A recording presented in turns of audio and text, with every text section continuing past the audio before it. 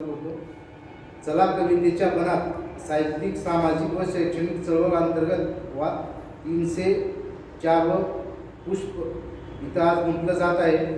त्या कार्यक्रमाचे अध्यक्ष श्री मंगलाताई शेट्टी यांना विनंती करतो की त्यांनी स्टेजवर यावं.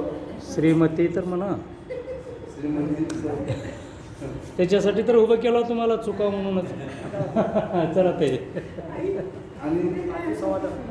आणि संवादक प्राध्यापक डॉक्टर शिलाताई केसकर यांना मी स्टेजवर आमंत्रित करतो. आज 304 पुष्प गुंफलं जात आहे. त्यानिमित्त प्राध्यापक राजपाल पाटील यांच्या लिखित हिरकणी या पुस्तकावर ताई आज संवाद साधणार आहेत. तरी आता ताईंचा परिचय मी श्री राजपाल पाटील सरांना आमंत्रित करतो. करून देण्यासाठी त्यांना विनंती करतो. या या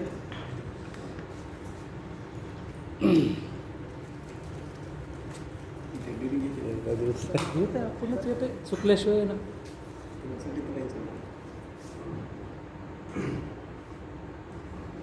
नमस्कार. आजच्या वाचक संवाद याचा 304 पुष्प आज आपल्यासमोर गुंतलं जाणार आहे. खरा कवितेच्या मनात या साहित्यिक सामाजिक शैक्षणिक व सांस्कृतिक चळवळीअंतर्गत वाचला हा अविरत असा हा कार्यक्रम आपल्यासमोर सादर होत आहे. आणि आजचं 304 पुष्प आपल्यासमोर आदरणीय डॉक्टर शिलाताई केसकर आपल्यासमोर गुंतणार आहे. त्यांचा थोडक्यात परिचय करून देत आहे. प्राध्यापिका डॉक्टर शिलाताई सुरेश देवशेट्टे या पूर्वाश्रमीच्या केसकर या काही इंद्राबाई देशमुख जुन्नर यांच्या नावामध्ये हिंदीच्या प्राध्यापिका आहेत. आणि त्यांनी नरेश मेहता के कथा साहित्य में विपरीत समाज और नारी जीवन या विषयावर PhD प्राप्त केलेली आहे. यासोबतच त्या हिंदी, अर्थशास्त्र, इंग्लिश या 3 विषयात पोस्ट ग्रॅज्युएट म्हणजे PG आहेत. पदव्युत्तर शिक्षण त्यांनी प्राप्त केलेलं आहे. त्यासोबतच MA त्यांनी शिक्षण घेतलेलं आहे. त्यामुळं एक उच्च शिक्षित अनेक विषयात पारंगत असलेल्या या प्राध्यापिका आज आपल्यासमोर आपलं मनोगत व्यक्त करणार आहेत. आणि योगायोगानं त्यांचा परिचय करून त्यावेळेस मला हे सांगण्यास आनंद होतं की त्या मी लिहिलेल्या हिरकणी या साहित्य कृतीवर आपल्याशी संवाद साधणार आहे. हा थोडक्यात परिचय त्यांचा बोलतो.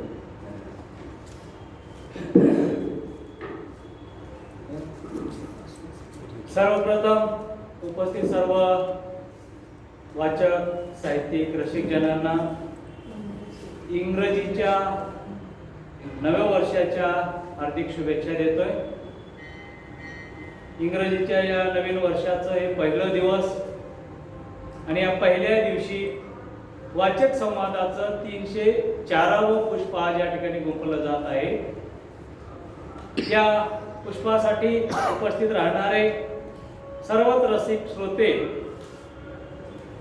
2024चं पूर्ण वर्षभर उपस्थित राहतील या अपेक्षेसह त्यांना शुभेच्छा देतो की त्यांच्या वाचनामध्ये वाढ व्हावी, बुद्धिमत्तेबरोबरच त्यांची वैचारिक प्रगल्भता वाढत जावी या शुभेच्छा देतोय. आणि आज आपल्या या वाचक संवादामध्ये आपल्याशी वाचक संवाद साधण्यासाठी डॉक्टर शिलाताई केसकर अर्थात देवशेट्टे या उपस्थित आहेत. त्या आपल्या कार्यक्रमाला मला वाटते दुसऱ्यांदा आलेल्या आहेत. यापूर्वी आपण त्यांच्या चिरंजीवाचा एकदा सत्कार केलेला होता, त्यावेळेला आलेल्या होत्या. आणि त्यांच्याकडनंही या नववर्षाच्या अपेक्षा व्यक्त करतोय की त्याही पुढील वर्षभर त्या नियमितपणे या कार्यक्रमाला येत जातीलच, कारण आज त्यांना हा कार्यक्रम प्रत्यक्षात पूर्णपणे नुसतं ऐकायचं नाही तर आपल्याशी संवाद साधायचा आहे. कार्यक्रमाचं स्वरूप असं आहे, संवादकांसाठी साधारणतः 1 तासाचा वेळ मर्यादित आहे. कमीत कमी पाऊण तास, जास्तीत जास्त सव्वा तास अशी लवचिकता त्याच्यामध्ये आपण ठेवलेली आहे.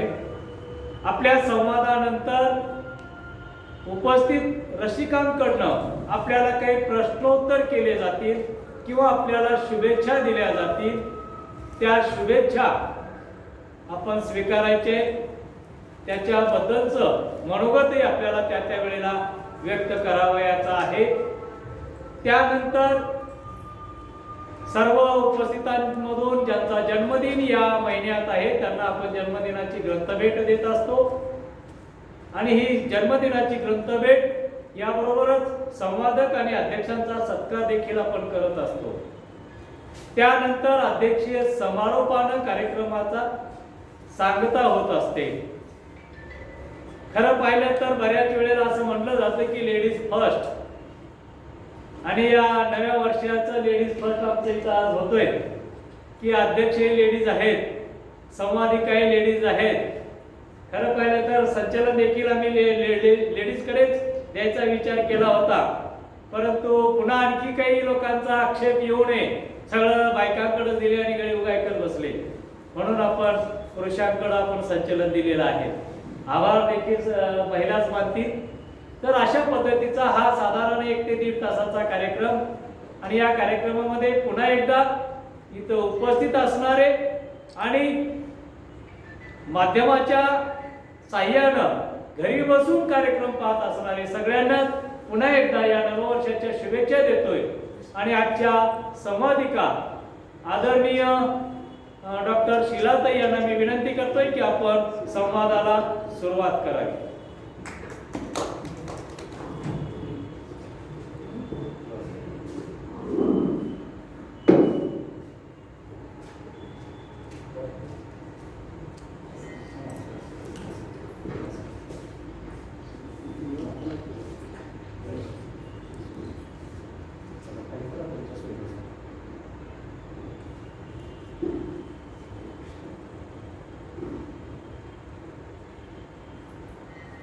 धन्यवाद सर.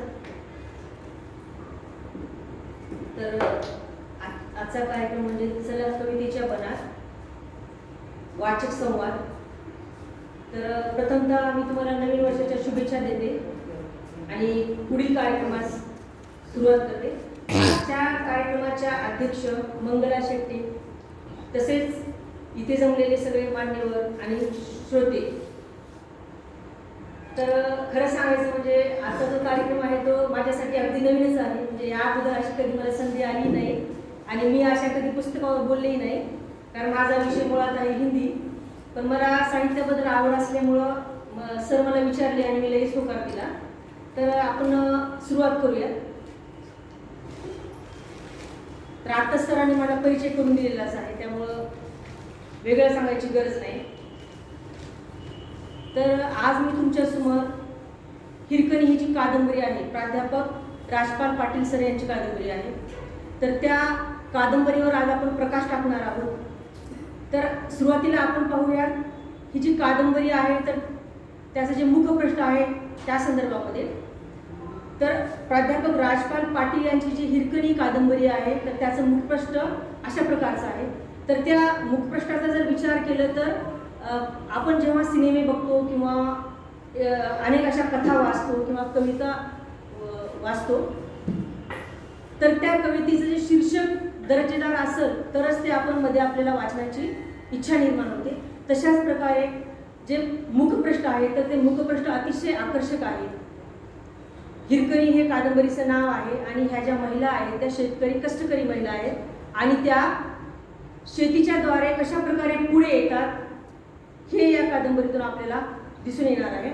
त्याचप्रमाणे यातील अंतरंगाचा जर विचार केला तर अंतरंगामध्ये एकूण पाने जवळपास 200 पानं आहेत आणि सर्वात महत्त्वाचं म्हणजे याचं मलप्रश्न सुद्धा अतिशय आकर्षक आहे. यावर सरांचा फोटो आहे आणि सरांचा पूर्ण बायोडाटा यामध्ये दिलेला आहे. तशाच प्रकारे प्रकाशित साहित्य म्हणजे कथासंग्रह, ईर्षा, यशोदा, कविता संग्रह या वळणावर. आणि मला जे महत्त्वाचं वाटलेलं आहे यामध्ये तर प्रतिक्रिया, हिरकणीबद्दल एका सरांनी प्रतिक्रिया लिहिलेली आहे. तर ती देवीदास फुलारी, नांदेड. तर मला वाचून दाखवायची इच्छा आहे की खूप सुंदर प्रतिक्रिया त्याने लिहिलेली आहे. प्राध्यापक राजपाल पाटील यांच्या संवेदनेची ओल असलेल्या लेखणीने प्रारूप केलेली कादंबरी म्हणजे हिरकणी. मनोरमा नावाच्या एका सर्वसामान्य तरुणीची ही यशोगाथा. तिचा जीवन प्रवासी सर्वसामान्य मुलीसारखाच, पण पुढे नियतीने तिला अशा काही वळणावर उभे केले की तिला रणरागिणीच व्हावे लागले. एका सरळ मार्गी परंतु परिस्थितीशी शरण ठरलेल्या श्रीमंत या तरुणाशी तिचा विवाह झाला. मात्र श्रीमंत हा इथल्या व्यवस्थेचा बळी ठरला.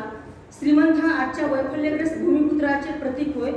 मुलाबाळांना पोरके करून मनोरमाला वाऱ्यावर सोडून तो गळफास जवळ करतो. मग मनोरमा पण वेदनेच्या माथ्यावर पाय देऊन उभी राहते आणि अथक परिश्रम करून यशोशिखरावर पोहोचते. हिरकणी पुस्तकाच्या उत्तरादाखल मनोरमाने केलेले भाषण आजच्या समाज व्यवस्थेच्या डोळ्यात झणझणीत अंजन घालते आणि एक संदेश देऊन जाते. एकूणच प्राध्यापक राजपाल पाटील यांची हिरकणी ही कादंबरी वाचकाच्या मनाचा ठाव घेते. राजकीय ध्रुवीकरणात अडकलेली नीतिमूल्य पायदळी तुडवणारी आणि नातेसंबंध नासून टाकणारी येथील राजनीती वाचकाला अस्वस्थ करीत राहते. अतिशय प्रवाही कथानक आणि मराठवाड्यातील मातीचा अस्सल गंध आणि रंग घेऊन आलेली यातील पात्राची जीवनशैली वाचकाला विचारप्रवण करते. या भूमीतील राजकीय, सामाजिक, सांस्कृतिक आणि कौटुंबिक सहज स्पंदने हे या कादंबरीची बलस्थानी होय. या लेखन प्रवासाला शुभकामना. तर अशा प्रकारे अतिशय सुंदर प्रतिक्रिया सरांनी लिहिलेली आहे. तर आपल्या सर्वांना माहितीच आहे आजच्या ज्या कादंबरीचे जे लेखक आहेत तर आपल्या सर्व परिचयाचे आहेत.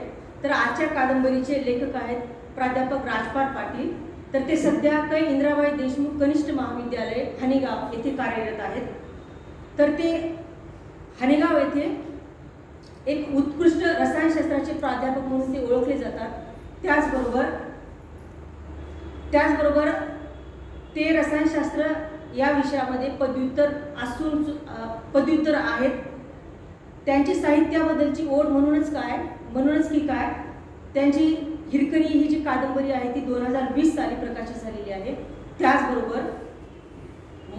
त्याचबरोबर यशोदा आणि ईर्षा हे कथासंग्रह आणि या वळणावर हे कविता संग्रह त्यांचे प्रकाशित झालेले आहेत.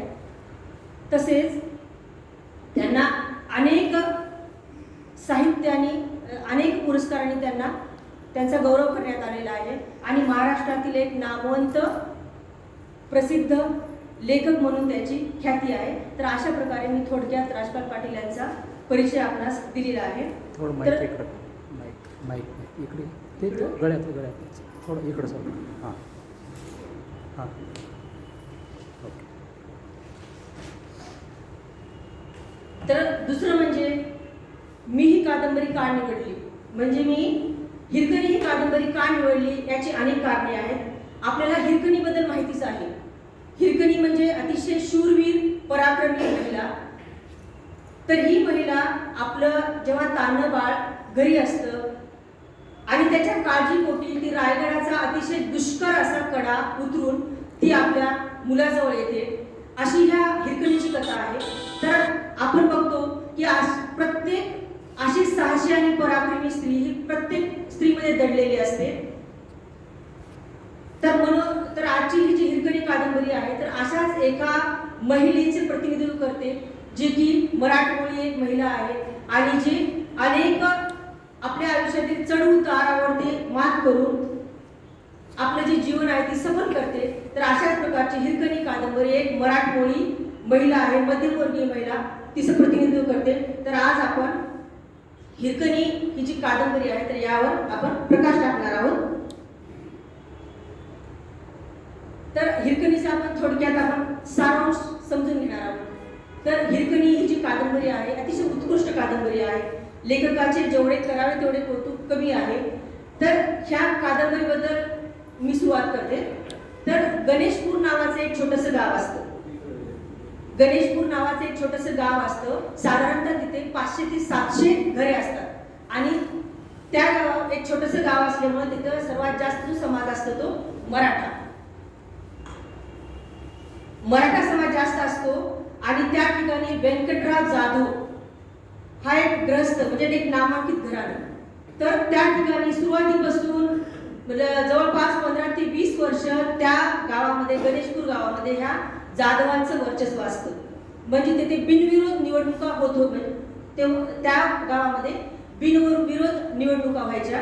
तिथे कुठलाही तंटा नसायचा किंवा कुठलंही भांडण नसायचं. परंतु काळ बदलत गेला आणि नंतर काय झालं की हे जे व्यंकटराव जाधवांच्या विरोधामध्ये काही लोक उभे राहून त्यांना असं वाटायचं की आता जी ही निवडणूक आहे ती बिनविरोध न होता त्यांचे जे विरोधी पक्ष आहेत ते दोघांमध्ये झाली पाहिजे, यावरून तंटा चालू असतो.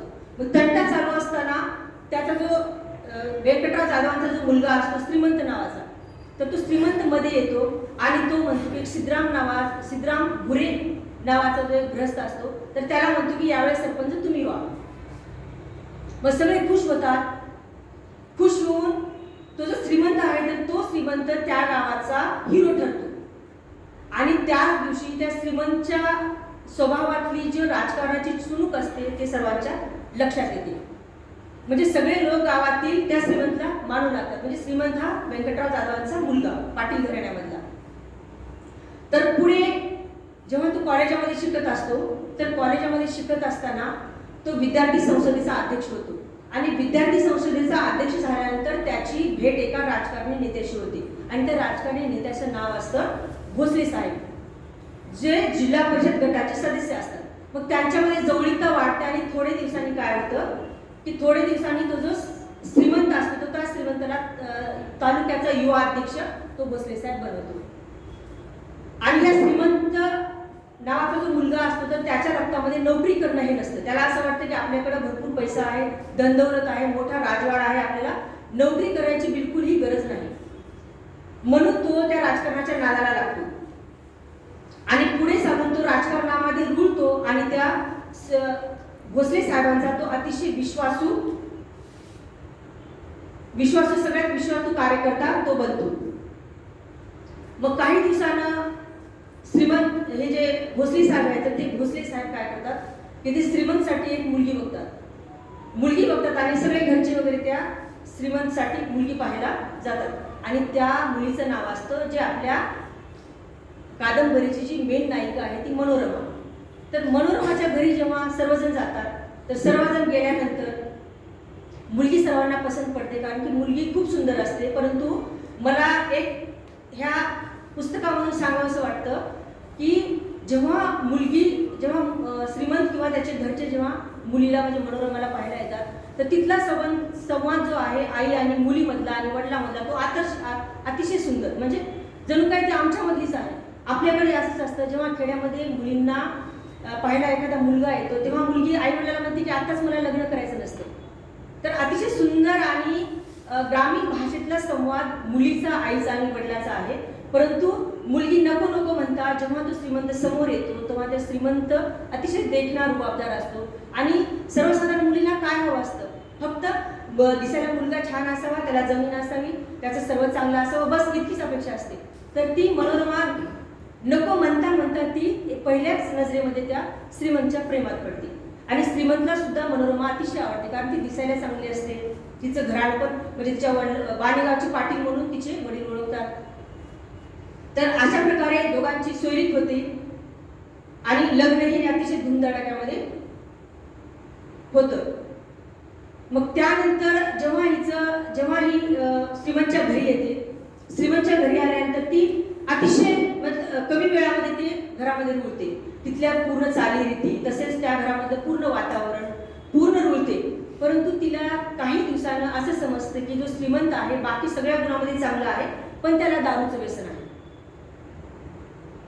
मग नंतर काय होतं, हिनं वारंवार समजवण्याचा प्रयत्न करते की तुम्ही हे जे दारू आहे ते सोडायला पाहिजे.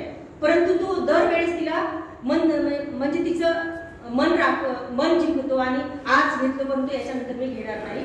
आणि स्त्रियांचा आपल्या नवऱ्यावर अतिशय विश्वास असतो.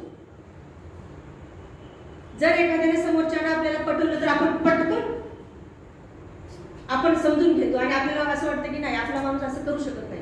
परंतु त्याच व्यसनाचं रूपांतर हे वारंवार होत जातं हे स्त्रीला समजत नाही. अशाच प्रकारे मनोरमा सुद्धा वेळोवेळी सांगते, परंतु त्याचं दारू पिणं जे असतं ते अधूनमधून असतं. त्यानंतर मग काही दिवसांना श्रीमंत असतो तर श्रीमंतला पंचायत समितीचं भोसले साहेब तिकीट मिळवून देतात. आणि ह्याच्या डोक्यामध्ये पहिलेच काय असते की राजकारणी हवा असते. तरुण असतो राजकारणी हवा असते आणि त्याला असं वाटतं की आता आपण सर्व काही जिंकलेलं आहोत, म्हणजे मला जिथं आवड आहे ते क्षेत्र मला मिळालेलं आहे. म्हणून तो अतिशय उत्साही होतो आणि आपल्या घरी जातो. तर त्याच दरम्यान त्याला मुलगा झालेला असतो आणि तो मुलगा 2 वर्षाचा असतो. मग घरी जाऊन तो आपल्या बायकोला सांगतो, म्हणजे मनोरमाला, की मला भोसले साहेबांनी पंचायत समितीचं तिकीट दिलेलं आहे. त्या दिवशीही नवऱ्याला सांगते की राजकारण हे चांगल्या लोकांसाठी नाही, परंतु तो तिचं ऐकत नाही आणि तो असं म्हणतो की नाही, भोसले साहेब हे अतिशय विश्वासू व्यक्ती आहेत आणि मला त्याने तिकीट मिळवून दिलेलं आहे आणि मी ही निवडणूक जिंकणारच आहे. मग तो निवडणुकीची पूर्ण तयारी होते आणि आपल्याला माहितीच आहे की आजकालचं वातावरण आपण बघतो आणि ह्या कादंबरीमध्ये जर विचार केला तर आपल्याला आत्ताच्या जे राजकारण आहे ते त्या राजकारणाचं जे वास्तव आहे तर ते वास्तव ह्या कादंबरीमधून आपल्याला दिसून येतं. तर ह्यामध्ये सुद्धा मदन अजून एक महत्वाचं जे चरित्र यामध्ये आहे किंवा महत्वाचं कॅरेक्टर आहे तर ते म्हणजे मदन, जो श्रीमंतचा सख्खा चुलत भाऊ असतो, जो श्रीमंतला खूप मानतो. तर दोघ जण काय करतात की पूर्ण निवडणुकीची तयारी होते. आजकाल बघतो की आपण जेव्हा निवडणूक असतो तर पैशाचं वाटप होतं, पैसे देणं घेणं, दारू पार्ट्या ह्या सगळं चालतात. तर अशाच प्रकारे श्रीमंत जेव्हा निवडणूक लढवण्यास तयार होतो तर तिथं सुद्धा असं भरपूर दारूच्या वगैरे पार्ट्या होत राहतात आणि आज एक ह्या गटामध्ये आहे तर तो दुसऱ्या गटामध्ये आहे. तर असं करून ती निवडणूक ते लढवण्याचा प्रयत्न करतात. असं म्हणतात की लोक उगवत्या सूर्याला नमस्कार करतात. तशाच प्रकारे जे लोक श्रीमंतच्या बाजूने असतात तर ते मतदानाच्या शेवटच्या टप्प्यामध्ये ते श्रीमंतच्या विरोधामध्ये जातात. शेवटी काय होतं, हा जो भोसले साहेब जो अतिशय विश्वासू माणूस होता श्रीमंतचा, तर तो काय करतो, स्वतःच्या स्वार्थापायी तो विरोधी पक्षासोबत, म्हणजे शिंगणे साहेब म्हणून ते विरोधी गटाचे आहेत, तर त्यांच्यासोबत तो हात मिळवणी करतो आणि त्या गटात जाऊन श्रीमंतला तो निवडणुकीमध्ये पाडतो. तर यामध्ये सुद्धा लेखकांनी अतिशय सुंदर एक उदाहरण दिलेलं आहे की ज्याप्रमाणे एखादी माकडीन आपला जीव वाचवण्यासाठी स्वतःच्या पिल्ल्याच्या डोक्यावर बसते, तसाच प्रकारचा हा जो भोसले साहेब आहे तर तो भोसले साहेब श्रीमंतच्या डोक्यावर म्हणजे श्रीमंतचा विश्वासघात करतो आणि त्याला पाडतो. सगळ्यांना वाटतं की आता निवडणूक ही श्रीमंतच्या हातामध्ये आहे, परंतु शेवटच्या क्षणामध्ये आत्ताचंही आपण उदाहरण बघायचं तर असंच आहे. निवडणूक ही आपण म्हणतो की जी निवडणूक आहे किंवा राजकारण आहे ते चांगल्या लोकांसाठी नाही, हे सत्य आहे या कादंबरीतून आपल्याला दिसून येतं. मग काय होतं, हा जो तरुण आहे तर तो श्रीमंत नावाचा तरुण आहे तर तो निराशेमध्ये जातो. एकतर त्याने अतिशय पैसा खर्च केलेला असतो, आपली जमीन विकलेली असते आणि फायनान्समधून मोठ्या प्रमाणामध्ये तो कर्ज काढलेला असतो. हळूहळू त्याच्या जीवनामध्ये निराशा येत राहते. त्याची जी पत्नी आहे मनोरमा वारंवार समजावून सांगते की तुम्ही निराश होऊ नका, मी तुमच्या पाठीशी आहे. तरी सुद्धा हा जो श्रीमंत आहे तर तो श्रीमंत त्याच्या डोक्यामध्ये बसत नाही आणि शेवटी तो अनेक व्यवसाय करायचा प्रयत्न करतो. सुरुवातीला त्याला असं वाटतं जेवढी शेती आहे तेवढी शेती करावं, परंतु त्याचं मन रमत नाही. दुसऱ्या वेळेस काय करतो, तर तहसीलमधली काही कामं करतो दलालीचे, तरी त्याचं तिथं मन रमत नाही. मग तो बायकोला म्हणतो मी अजून कुठला तरी व्यवसाय करतो, म्हशीचा व्यवसाय करतो, दुग्ध व्यवसाय करतो आणि तिथंही तो दुग्ध व्यवसाय करू शकत नाही, कारण त्याच्या डोक्यामध्ये असते पाटीलची हवा.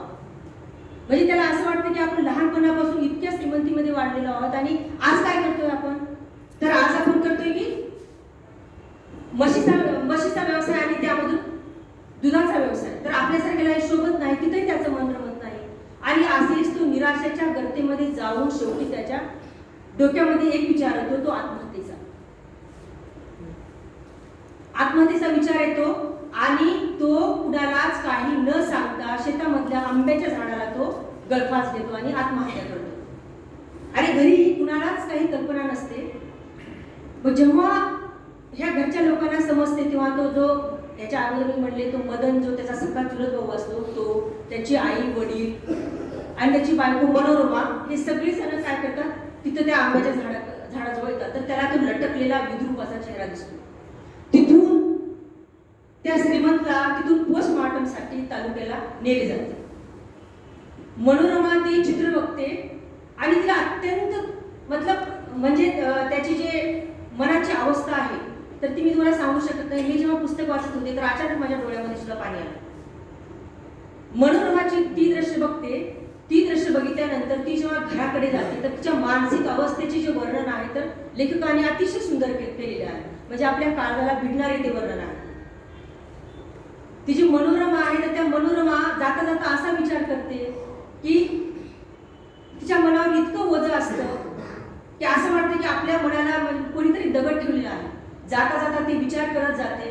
कारण की आपण जेव्हा बघा एखादी जर घटना बघतो आणि एखादा माणूस आपल्यामध्ये आहे आणि अचानक ते माणूस गेले म्हणून जर आपल्या समोर असं काही आलं तर आपल्या डोळ्यात पाणी सुद्धा येत नाही.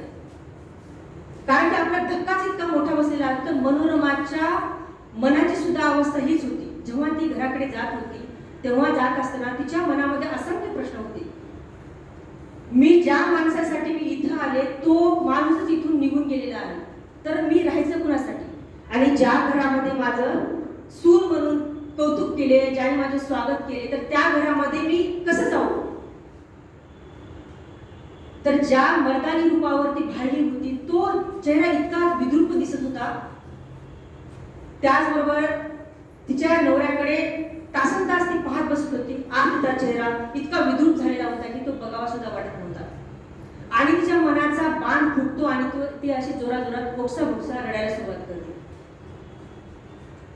मग थोड्या वेळाने तुझा श्रीमंत असतो तर तिच्यामध्ये फक्त एक चिठ्ठी सापडते आणि त्या चिठ्ठीमध्ये लिहिलेलं असतं की माझ्या आत्महत्येस मला कुणीही प्रवृत्त केलेले नाही आणि मी कर्जबाजारी किंवा बँकेचं कर्ज फेडू न शकल्यामुळं मी आत्महत्या करत आहे. मग असाच थोडे दिवस जातात. असं म्हणतात की कुठल्याही दुःखावर काळ हे औषध आहे. आपण पाहतो कितीही मोठं दुःख होते आपल्या आयुष्यात असे अनेक प्रसंग घडतात जे आपल्याला असं वाटतं की हे प्रसंग असा घडल्यानंतर म्हणजे आपण जगू शकत नाही. परंतु जेवढा काळ जाईल तेव्हा ही जी दुःखाची तीव्रता आहे तर ती कमी होत जाते. तर अशाच प्रकारे मनोरमाची ही दुःखाची तीव्रता हळूहळू कमी होत गेलेली आहे. कारण की तिच्या मनामध्ये असे असंख्य प्रश्न होते. आणि अजून एक महत्त्वाचं सांगायचं म्हणजे त्याची जी आत्महत्या होती तर ती आत्महत्या शेतकरी आत्महत्या म्हणून घोषित केली. शेतकरी आत्महत्या म्हणून घोषित केल्याच्या नंतर जेव्हा मुख्यमंत्री तिला बोलवतात स्टेजवर 1 लाख रुपयाचा चेक घेण्यासाठी तेव्हा एक लेखकाने एक सुंदर असं म्हणजे वाक्य तिथं नमूद केलेलं आहे की तिच्या वेदना म्हणजे तिलाच माहीत, दुसऱ्याला तिच्या वेदना समजणार नाहीत. कारण की तिच्या वेदना अशा होत्या की तप्त जी सळी असते त्या सळीनं डागण्यात दिल्यासारखं तिला तिच्या मनाला अशा वेदना होत होत्या. म्हणजे इतकं केविलवाणं रूप तिचं त्या ठिकाणी दिसलं. आणि जेव्हा तिला स्टेजवर बोलावण्यात आलं की तुम्हाला तुमचे विधवा श्रीमंत जाधवची विधवा पत्नी मनोरमा यांच्यासाठी हा चेक देण्यात आलेला आहे म्हणून जेव्हा ती उठते तिची अतिशय केविलवाणी अवस्था असते आणि तिने 1 सेकंदामध्ये असे विचार करते की आपला नवरा हजारो रुपये पार्ट्यावर खर्च करणारा आज मला भिकाऱ्यासारखं 1 लाखाचा चेक म्हणजे घ्यावा लागत आहे. सॉरी मला हिंदी बोलत असल्यामुळे मतलब यायचं असतं.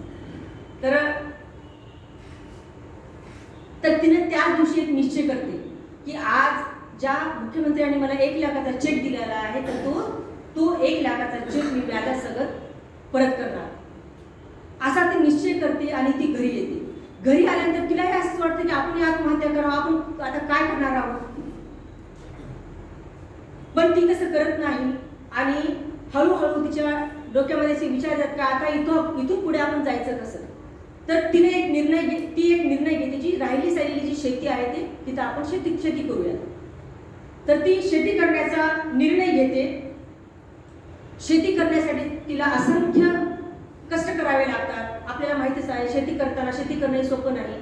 तिथं दसकटं वेचणं असतं किंवा नांगरणी करणे नांगरणी करणे किंवा पेरणी करणे असे असंख्य कामं असतात जी मनोरमा पहिले कधीही ती कामं केलेली नसते.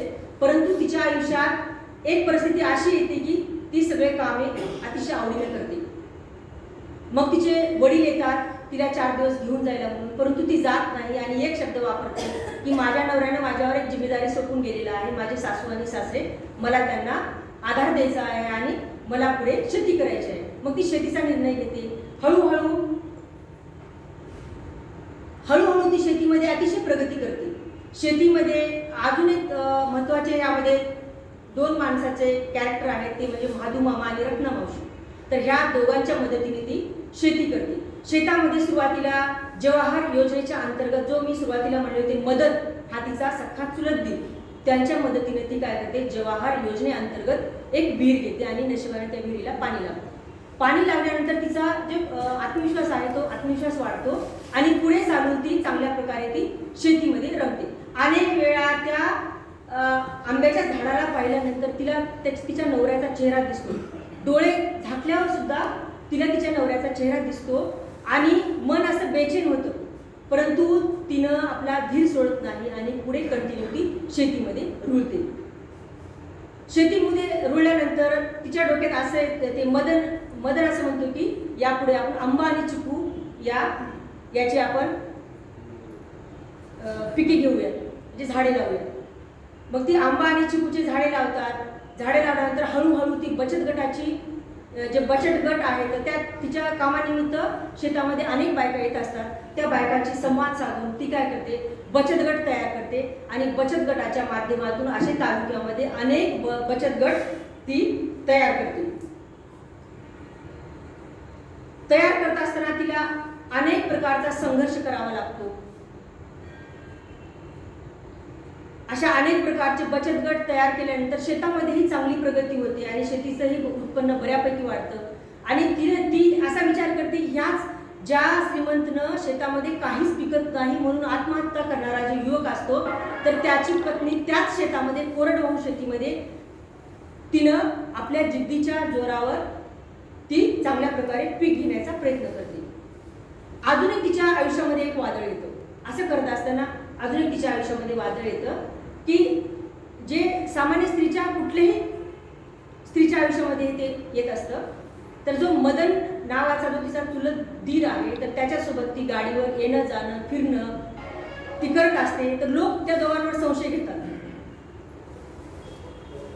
आपण बघतो की आपल्याकडे असंच आहे की एखाद्या कामानिमित्त जर बोलत असलं तरी सुद्धा लोक त्याच्याबद्दल संशय घेतात. तर त्या कादंबरीमध्ये सुद्धा लेखकांनी असंच सांगितलेलं आहे, म्हणजे छोट्या छोट्या गोष्टीचं सुद्धा या ठिकाणी नमूद केलेलं आहे की त्या मदन आणि त्या मनोरमावर लोक संशय घेतात. तिला खूप वाईट वाटतं कारण की ती मदनला देवासारखं मानते, कारण की तिच्यावर खूप तिचे उपकार असतात. प्रत्येक कामामध्ये तो मदत करतो. संशय घेतल्याच्या नंतर तिनं त्यावर एक उपाय काढते आणि ती आपल्या माहेरी जाऊन आपल्या बहिणीचा विवाह त्या मदन सोबत लावून देते. म्हणजे अनु नावाची तिची एक बहीण असते, तिचा विवाह ते लावून देते. लग्न झाल्यानंतर जे लोक बोलणारे होतात त्याची तोंडही आपोआप बंद होतात. तर पुढे चालून जे बचत गट होते तर त्या बचत गटामधून एक अशी नवीन कल्पना त्यांच्या मनामध्ये येते की आपण काय करावं आता पुढे चालून आपण एक महिला सहकारी बँक उघडली पाहिजे. तर त्या महिला सहकारी बँकेचं जे नाव आहे ते बायजाबाई महिला सहकारी बँक गणेशपूर. तर त्या महिला सहकारी जी बँक असते तर त्या महिला सहकारी बँकेची उभारणी केल्याच्या नंतर तिची बहीण अनु आणि मदनच्या सहकार्याने ती त्या बँकेचं उभारणी करते आणि जसा काळ जाईल तशी त्या बँकेची प्रगती वरचेवर वाढत जाते. आणि जी बँक उभारताना त्यांना अनेक समस्यांना तोंड द्यावे लागत होते तर त्या बँकेची जी उलाढाल आहे तर त्या बँकेची उलाढाल जवळपास 25 ते 30 कोटीवर येते. जर मनोरमाचा जर आपण आलेख बघितला तर ती खूप म्हणजे शून्यातून ती विश्व निर्माण करते. तर मनोरमानं छोट्याशा शेतीमधून ती फळबाग तयार करते. फळबाग तयार केल्यानंतर बचत गटाची निर्मिती करते, करते. त्यानंतर ती महिला सहकारी बँकेची निर्मिती करते आणि ह्या महिला सहकारी बँकेच्या निमित्तानं अनेक महिला त्यामध्ये सहभागी होतात आणि महिलांचा रोजगारही यामुळे त्यांना मिळतो. त्यानंतर मग ह्या बँकेची जे निर्मिती केल्याच्या नंतर बँकेमध्ये ती अध्यक्ष म्हणून तीच राहते. त्याचप्रमाणे पूर्ण कारभार हा बायकांचा असतो, म्हणजे त्यामध्ये जास्तीत जास्त बायकांचा समावेश असतो. त्यानंतर मग थोडे दिवसानंतर काय होतं, तिच्या घरी एक पत्र येते. तर त्या पत्रामध्ये ती पत्र जे असतं ते तिची बहीण अनु ती पत्र बघते. अनुने ते पत्र बघितल्याच्या नंतर अनुला विश्वासच बसत नाही की तालुक्यातील हिरकणी जो पुरस्कार आहे तो मनोरमाला मिळणार असतो. मुख्यमंत्र्याच्या हस्ते हा जो हिरकणी पुरस्कार आहे तर तो तिला मनोरमाला मिळणार असतो. जेव्हा ती लिफाफा उघडते आणि आपल्या बहिणीला ती सांगते की असं असं ताई तुला पुरस्कार मिळणार आहे, त्यावर तिचा विश्वास बसत नाही. कारण तिला असं बिलकुल वाटत नाही की आपल्याला सरकार एक कर्तृत्ववान महिला म्हणून आपल्याला हा पुरस्कार देणार आहे. मग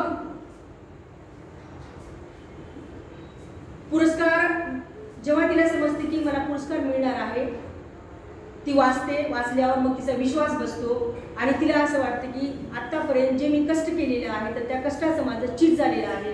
म्हणून ती तिच्या घरचे सर्वजण काय करतात की तो पुरस्कार स्वीकारण्यासाठी ती मुंबईला रवाना होतात. मुंबईला रवाना झाल्यानंतर तिथं तालुक्यामधील अशा अनेक बायका असतात ज्या कर्तृत्ववान बायका, जवळपास तिथं 12 बायकांना हिरकणी हा जो पुरस्कार आहे तो मिळणार असतो. आणि त्यामध्ये ऊसतोड महिला असतात किंवा अशा असंख्य महिला असतात ज्या वेगवेगळ्या कामं करणार आहेत. तर जेव्हा तिला हिरकणी पुरस्कार म्हणजे जेव्हा हिरकणी पुरस्कारासाठी ती मुंबईला जाते तेव्हा सगळ्या महिलांना 10-10 मिनिट बोलण्याची संधी दिली जाते. त्या ठिकाणी मुख्यमंत्री असतात आणि अजून काही लोक असतात स्टेजवर. तर 4-5 बायकांना वर बोलवतात, त्यांना मानचिन्ह देतात आणि 50,000चं पारितोषिक त्या महिलांना दिलेलं असतं.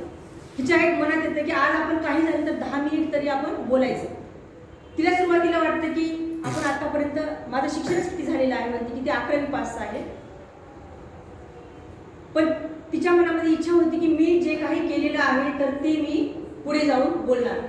म्हणून तिनं एक मनाशी निश्चय केलेला असतो. मग काही वेळामध्ये जेव्हा हिचं नाव पुकारण्यात येतं तेव्हा ती उठते आणि उठून गेल्यानंतर तो हिरकणी जो पुरस्कार आहे तर तो पुरस्कार ती घेते आणि 50,000चं जे रोख रक्कम आहे तर ती तिला दिली जाते. मग तिला जेव्हा 10 मिनिटाचा वेळ दिला जातो तर त्या 10 मिनिटामध्ये ती बोलण्यास सुरुवात करते. तर तिला 12 वर्षापूर्वीचा तो किस्सा आठवतो. 12 वर्षापूर्वीचा कोणता किस्सा? जेव्हा तिचा नवरा जो आहे तो आत्महत्या केलेला असतो आणि आत्महत्या केल्यानंतर सरकारने तिच्यावर दया दाखवून तिला 1 लाखाचा चेक दिलेला असतो. तर त्या चेकची ती आठवण तिथं करून देते आणि ती भाषण करायला सुरुवात करते. मला वाटतं ह्या जर कादंबरीमध्ये मला सगळ्यात सुंदर आणि आवडलेली गोष्ट कोणती असेल तर जेव्हा मनोरमा स्टेजवर जाते आणि ती बोलण्यास सुरुवात करते तेव्हा तिचं जे भाषण आहे ते प्रत्येक स्त्रीला एक खंबीर नेतृत्व करायला शिकवते. तर तिचं भाषण म्हणजे अगदी हृदयस्पर्श. तर मी थोडक्यात तुम्हाला तिने काय बोललेलं आहे ते मी थोडक्यात सांगते. तर ती असं म्हणते की मला 12 वर्षापूर्वी मला शासनाने म्हणजेच मुख्यमंत्र्यांनी मला 1 लाखाचा चेक दिलेला होता आणि ती सुद्धा मला माझ्यावर दया दाखवली. तर ती थोडक्यात पूर्ण आपला जे म्हणजे कहाणी आहे ती सांगण्यास सुरुवात करते. तर ती असं म्हणते की मी त्याच वेळेस निश्चय केलेला होता की जेव्हा मला मुख्यमंत्र्यांनी 1 लाखाचा चेक दिला होता तर तो चेक आणि दुसरे माझे काही पैसे करून मी तो व्याजासकट शासनाला परत करेन. तेव्हा सगळीकडे टाळ्यांचा कडकडाट सुरू होतो आणि ते पुढे बोलण्यास सुरू करते की माझ्या नवऱ्याने आत्महत्या केली होती. माझ्या नवऱ्याने आत्महत्या केली होती. कारण सांगते की माझा नवरा कर्जामध्ये बुडाल्यामुळं माझ्या नवऱ्याने आत्महत्या केली होती. तर त्या आत्महत्येचं ती कारण पण सांगते. आजकाल आपण पाहतो की जे लोक जे नामांकित घरामधले आहेत तर त्यांच्या घरी म्हणजे खाण्यासाठी सुद्धा अन्न नसतं किंवा त्यांच्या जवळ मुबलक पैसा नसतो तरीही ते कर्ज काढून आपल्या मुलीचं लग्न करतात. त्याचबरोबर आपल्या मुलांसाठी, आपल्या मुलांच्या शिक्षणासाठी जरी पैसा नसला तरी ते पार्ट्या करतात किंवा राजकारणामध्ये जातात आणि इकडून तिकडून कर्ज काढून ते कर्जबाजारी होतात. अशी ते अनेक उदाहरणे देऊन ती मनोरमा सगळ्यांना सांगत असते. ती असं म्हणते की माझा नवरा जर मला त्याच वेळी जर मला दोघ जण मिळून जर आपण काम करूया असं जर म्हणलं असतं तर आज ही वेळ आली नसती. कारण आपल्याकडे कसं आहे की बायकांना सहसा घराच्या बाहेर काढत नाही. जे नामांकित घराणे जे आहेत किंवा नवाजलेले असे घराणे आहेत तर हे सुद्धा कसे इथे पाटील लोक आहेत आणि त्यांना असं वाटतं की आपल्या घरची बाई बाहेर काम करणं म्हणजे आपल्याला एक प्रकारचा एक कलंकच आहे. म्हणून तो जे श्रीमंत आहे तर त्याच वेळेस तिने असं म्हणते की जर मला आता तर मी खूप काम केलेले आहे, तो गेल्यानंतर मला सगळे काही कामं करावी लागलेली आहेत, परंतु जर श्रीमंतने मला काम करू दिलं असतं तर आज ही वेळ आली नसती. कारण की खोट्या प्रतिष्ठेपायी आज आपण पाहतो की असे असंख्य युवक आहेत तर असंख्य युवक आपला जीव गमावतात असं ती म्हणते. तिनं लेखकाने अजून तिथं वाक्य असं म्हणलेलं आहे की मोडेन पण वागणार नाही. आपल्याकडे सुद्धा तीच आहे. म्हणजे या कादंबरीमध्ये मला असं वाटतं की जे वास्तव आहे तर ते वास्तव इथं लेखकाने ठेवण्याचा प्रयत्न केलेला आहे. आणि ते बायकाबद्दल अतिशय चांगली गोष्ट सांगते. मुळात बायका ह्या म्हणजे पुरुषांना विरोध नाही, परंतु ती बायकाबद्दल असं म्हणते की मुळात बायका ह्या लवचिक असतात. म्हणजे आपलं माहेरमध्ये सगळे प्रेमाची माणसं सोडून सुद्धा ती नवऱ्याच्या घरी येऊन सगळ्यांना आपलंसं करते. आणि अशी एकही महिला शेतकरी नाही जी आत्महत्या केलेली असेल. असं नाही की प्रत्येक पुरुष तसे असतात किंवा प्रत्येक बायका तशा असतात, परंतु लेखकाचं यामध्ये मत असं आहे की मुळात बायका ह्या लवचिक असतात. कारण की जिथं गेल्या तिथं त्या आपलं अस्तित्व निर्माण करतात.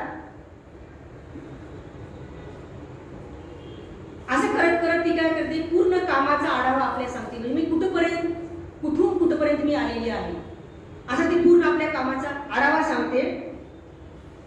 आणि दुसरं सांगता अजून एक मला यामधली आवडलेली गोष्ट म्हणजे तिने अजून एक किस्सा त्यामध्ये सांगते. मला आवर्जून सांगावं असं वाटतो की आजकाल आपण प्रत्येक महापुरुषाच्या जयंत्या साजरा करतो. जसं शिवाजी महाराज आहेत किंवा जिजामाता आहे किंवा सावित्रीबाई फुले आहे किंवा अशा अनेक महापुरुषाच्या किंवा डॉक्टर बाबासाहेब आंबेडकर आहेत, अशा अनेक महापुरुषाच्या आपण जयंत्या साजरा करतो. तिने एक किस्सा सांगते की जेव्हा तिचा मुलगा तिला असं म्हणतो की आई मला 5,000 रुपये दे आणि आम्ही सगळे मिळून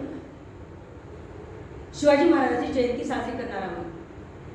मग ती विचारते की तुला 5,000 कशासाठी पाहिजे. तो मुलगा काय म्हणतो की 5,000मध्ये आम्ही डीजे आणणार आहोत, बँड वगैरे आणणार आहोत आणि आमचं म्हणजे खूप म्हणजे मोठा कार्यक्रम आहे आणि आम्ही तो अशा पद्धतीने 5,000 रुपये घेऊन आम्ही तो कार्यक्रम साजरा करणार आहे. हिला राग येतो आणि ती त्याच्यावर खूप रागवते. रागवल्यानंतर तिने एक बैठक बोलवते. गावामधले जे सरपंच असतात तर त्या सरपंचाची ती एक बैठक बोलवते.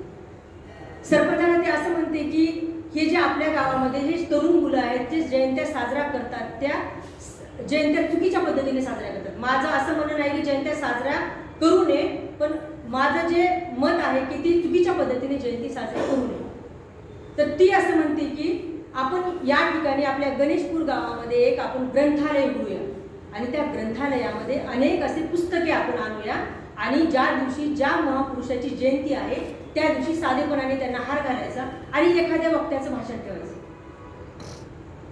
एखाद्या वक्त्याचं भाषण ठेवायचं असं म्हणून ती काय करते, स्वतःजवळचे 50,000 रुपये ती त्या सरपंचाला देते आणि सरपंचाला दिल्यानंतर तिथं अनेक स्पर्धा पुस्तके आणतात, अनेक महापुरुषाची पुस्तके आणतात, जेणेकरून गावामधील प्रत्येक मुलगा ती पुस्तकं वाचावं आणि पुढे चालून त्यांना भविष्यात त्या पुस्तकाचा त्यांना फायदा व्हावा. तर यामध्ये सुद्धा आत्ताही बघतो आत्ताही आपण शिक्षित आहोत, आपलं शिक्षण भरपूर झालेलं आहे. तर आज आपण बघतो की प्रत्येक महापुरुषाची जयंती ही कशा पद्धतीने साजरी होती. आजही बघतो महात्मा बसवेश्वर असो किंवा शिवाजी महाराज असो किंवा अजून कुठलेही महापुरुष असो, तर आपल्याला महापुरुषाची जी जयंती आहे साजरा करण्याचा उद्देश काय आहे की त्यांचे जे गुण आहेत ते आपल्याला आत्मसात करायचे आहेत किंवा त्यांचे विचार आपल्याला आत्मसात करायचे आहेत. पण आज आपण स्वतःला एक प्रश्न विचारा की आज आपण एवढे शिक्षक आहोत तरी आपली विद्यार्थी आहेत ती तशी गुण आत्मसात करतात का. किंवा आज आपण बघतो रस्त्याने असली तर आपल्याला किती ट्रॅफिक जाम होते. म्हणजे या कादंबरीमधून सगळ्यात महत्त्वाचं जर म्हणलं तर आत्ताच्या जी जयंती महापुरुषाच्या ज्या जयंत्या आहेत तर ते साजऱ्या करण्याच्या चुकीच्या पद्धतीवर या ठिकाणी लेखकाने प्रकाश टाकलेला आहे.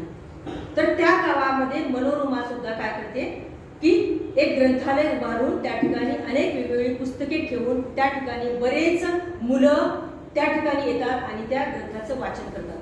आजकाल आपण पाहतो की मोबाईलच्या युगामध्ये वाचन जे आहे ती वरचेवर कमी होत चाललेलं आहे. आपलं सुद्धा बघा, मी सुद्धा माझं एक उदाहरण सांगते. मला खूप दिवसाला वाचा म्हणून खूप वाटतं, परंतु मी सुद्धा वाचू शकली नाही. परंतु ह्या निमित्ताने मी ही कादंबरी वाचली, मला खरंच म्हणत मला अतिशय आनंद झाला. वाचण्याची आवड आहे पण आपण त्याला वेळ काढत नाही. म्हणून मनोरमा काय करते, त्या ठिकाणी ग्रंथालयाची उभारणी करते आणि त्या ठिकाणी मग ग्रंथालय चांगल्या प्रकारे चालू होते. मग अजून एक गोष्ट तिच्या भाषणामध्ये शेवटची जी गोष्ट आहे तर ती शेवटची गोष्ट म्हणजे ती मुख्यमंत्र्याला असं म्हणते की माझा नवरा ज्याने आत्महत्या केली, कशासाठी तर ती आत्महत्या होती कर्जासाठी. म्हणजे त्याने बँकेचे कर्ज घेतले होते आणि तो कर्ज फेडू शकला नाही, त्यामुळे त्याने आत्महत्या केली.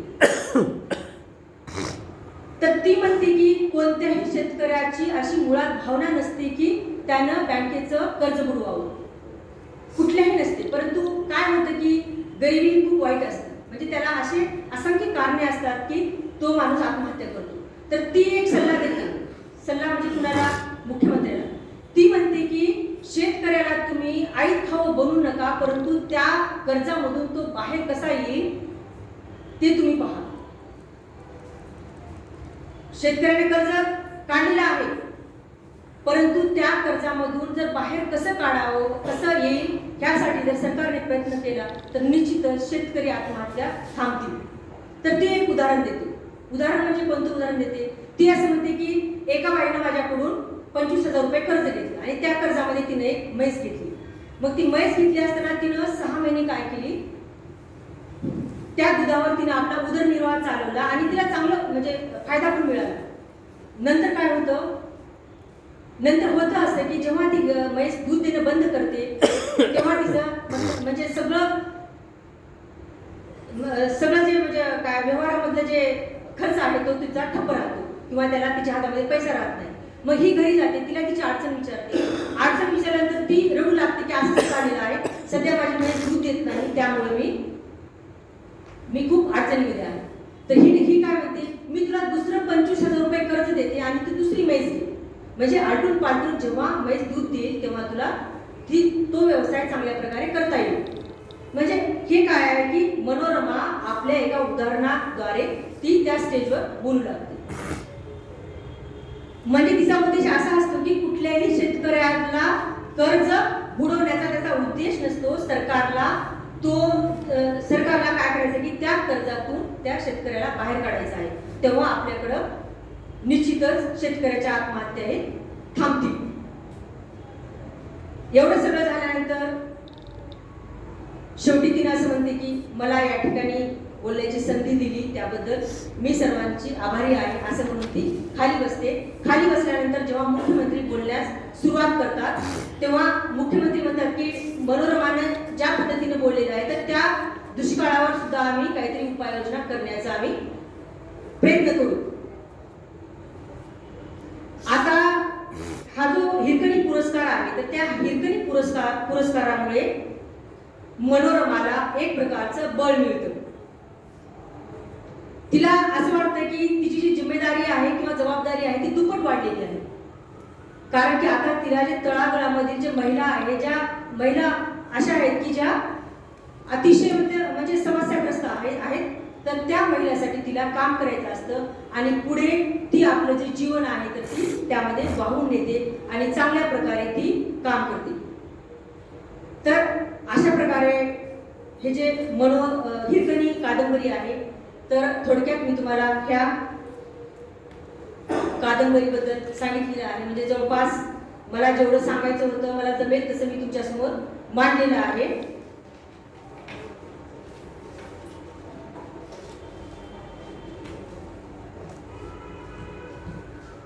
तर ही कादंबरी वाचून खरंच मला खूप आनंद झाला. कारण की खूप दिवसापासून मी या वाचनामध्ये नव्हते. कारण दररोजचं येणं जाणं, जॉब वगैरे किंवा मुलांचं यामध्ये मी खूप गुंतून गेले होते. परंतु जेव्हा मी ही कादंबरी वाचण्यास सुरुवात केली तेव्हा मला फक्त 2 दिवसामध्ये मी कादंबरी संपवली. म्हणजे वाचताना इतका म्हणजे सुरुवातीला मला मुळात राजकारणामध्ये इंटरेस्ट नसल्यामुळे थोडंसं मला सुरुवातीला राजकारणामध्ये तेवढं म्हणजे समजलं नाही. परंतु जेवढं मी वाचत गेले तेवढं मला म्हणजे इंटरेस्ट येत गेला आणि मी पूर्ण कादंबरी 2 दिवसामध्ये वाचून काढली आणि ती कादंबरी मी तुमच्यासमोर मांडलेली आहे. तर शेवटी मी या ठिकाणी या कादंबरीमध्ये जे गुणवैशिष्ट्य आहेत मी तुम्हाला थोडक्यात सांगणार आहे. तर यामधला पहिला महत्त्वाचं गुणवैशिष्ट्य म्हणजे हे जे कादंबरीचं शीर्षक आहे ते अतिशय सुंदर आहे. आता आपल्यालाच बघा तुम्ही महिलांना काय वाटतं की आपण बघा तुम्ही महिलांचं असं असतं की एखादी कादंबरी असो किंवा एखादा पिक्चर असो किंवा एखादी कथा असो कुठली आपण कधी बघतो की ती महिला आपल्यातली असेल. कुठलाही पिक्चर बघतो आपण तर ते आपल्या जीवनाशी जर ते निगडीत असेल तरच ते आपण वाचतो. म्हणजे हिरकणी सुद्धा तसंच आहे. तर हिरकणी जे शीर्षक आहे ते असं वाटतं की आपल्याला चला आपल्याशी काहीतरी संबंधित आहे. म्हणून या कादंबरीचं मुळात शीर्षकच अतिशय वैशिष्ट्यपूर्ण आहे आणि अतिशय चांगलं आहे. त्यामुळे ही कादंबरी मला वाचावी वाटली. त्याच प्रकारे मुळात मी ग्रामीण भागामधली आहे. ग्रामीण भागामधली असल्यामुळं मला ही कादंबरी आणि मुळात मी स्त्री असल्यामुळं आणि ग्रामीण भागातले असल्यामुळं ह्या ग्रामीण भाषेचा जो ठसका आहे तो मला अतिशय आवडला. त्यामुळं मी ही कादंबरी वाचली. या कादंबरीमध्ये सगळ्यात महत्त्वाचं म्हणजे ग्रामीण भाषाच आहे परंतु अगदी रसाळ, ओजस्वी आणि भाषेचा ओघवतेपणा या कादंबरीमध्ये मला दिसून आला. आणि या कादंबरीमध्ये प्रसंग इतके सुंदर आहेत जे मनाला भिडणारे आहेत. आता वेळ कमी असल्यामुळे तेवढं मी तुम्हाला सांगू शकले नाही. परंतु लेखकाने इतक्या सुंदर पद्धतीने त्या मनोरमाची जी मानसिक दशा अवस्था आहे आणि जो व्यवहाराची त्यांनी सांगड घातलेली आहे आणि आत्ताच्या वास्तवतेचं त्यांनी दर्शन करून दिलेलं आहे. म्हणून म्हणजे या ठिकाणचे जे प्रसंग आहेत अतिशय सुंदर आहेत आणि ते आपल्या मनाला भिडणारे असे प्रसंग आहेत. अजून एक दुसरी गोष्ट म्हणजे जो घराण्यात जे मोठमोठे घराणे आहेत तर त्या मोठ्या घराण्यामध्ये जे युवक आहेत ते वाटेल जे आपल्याला आपल्या हाताला येईल ते काम न करता ते मोठेपणामध्ये जातात आणि आपलं आयुष्य बर्बाद करतात. जसं की श्रीमंत केलेलं आहे त्याच्याद्वारे एक चांगला संदेशच म्हणून आपल्याला म्हणावा लागेल. आजकालच्या तरुणांना हा एक मोठा संदेश आहे. तर या ठिकाणी असं म्हणतात की स्त्रिया ह्या थोड्या हळव्या असतात. बरोबर आहे, स्त्रिया ह्या थोड्या हळव्या असतात. परंतु मनोरमा ही जी महिला आहे तर ती भोळ्या भाबड्या विचारांना थारा न देता ती अतिशय खंबीरपणे नेतृत्व करते आणि एक पराक्रमी महिला आणि साहसी महिला म्हणून ती आपल्या समोर येते. तर आपण सुद्धा त्यामधून गेलेले आहोत. म्हणजे प्रत्येक महिलेला कारण आपण लहानपणापासून अगदी असं नाही की आपण खूप श्रीमंत आहोत. आपणही त्या मनोदशामधून गेलेले आहोत आणि आपल्याही आयुष्यामध्ये तसा सत्ता संघर्ष आलेला आहे.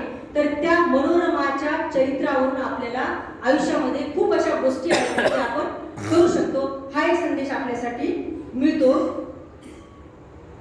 तसेच आताच मी म्हणलं की जयंती ह्या साध्या पद्धतीने साजऱ्या कराव्यात. सध्याचा जो ज्वलंत प्रश्न आहे की जयंत्या ह्या साध्या पद्धतीने साजऱ्या कराव्यात आणि त्याचे विचार आपण आत्मसात करावं हेही या कादंबरीमधून सांगण्यात आलेलं आहे. आपण बघतो इतिहासामध्ये डोकावताना आपल्याला अशा असंख्य महिला आपल्याला माहिती आहेत ज्यामध्ये आहेत राणी ताराबाई, राणी दुर्गावती, सावित्रीबाई फुले, सरोजिनी नायडू. अशा असंख्य स्त्रिया आहेत, झाशी की राणी, अशा असंख्य स्त्रिया आहेत ज्या पराक्रमी आहेत. परंतु या कादंबरीमधून आपल्याला लेखकांनी हेही सांगितलेलं आहे की आत्ताच्याही आधुनिक काळामधल्या स्त्रिया ह्या कुठेही कमी नाहीत आणि त्या सुद्धा चांगल्या प्रकारे नेतृत्व करू शकतात आणि समस्येवर मात करून तो आपला संस्था चांगल्या पद्धतीने चालू शकतात. यामधून तो एक आपल्याला संदेश मिळतो. शेवटी मला एक असं म्हणावंसं वाटतं की ही जी हिरकणी कादंबरी आहे ती एकतर महिलांना, युवकांना आणि आपल्या समाज व्यवस्थेला एक अतिशय महत्त्वाचा संदेश देणारी कादंबरी म्हणून ओळखली जाईल. कारण की या कादंबरीमध्ये मनोरमाचं जरी काल्पनिक चित्र असलं तरी ते वास्तवाला धरून आहे, जे वास्तव चालत आहे, तर त्या वास्तवाचा उलगडा या कादंबरीमध्ये केलेला दिसून येतो. म्हणजे निश्चितच ही जी कादंबरी आहे ती समाज प्रबोधन कादंबरी म्हणून ओळखली जाईल. तर आज मला या ठिकाणी ही पूर्ण कादंबरीचा मी तुम्हाला सारांश सांगितला आणि या कादंबरीबद्दल बोलले. तर आज मला बहिणाबाई चौधरीच्या 2 ओळी आठवतात. त्या म्हणजे, आपण बघतो की स्त्री ही संसारासाठी शेवटपर्यंत झिजत असते, तर बहिणाबाईंनी अतिशय सुंदर शब्दामध्ये सुंदर कवितामधून आपल्याला सांगितले आहे. अरे संसार संसार जसा तवा चुल्यावर, आधी हाताला चटकी मग मिळते भाकर. अरे संसार संसार जसा तवा चुल्यावर, आधी हाताला चटकी मग मिळते भाकर. अरे संसार संसार. तर अशा प्रकारे मला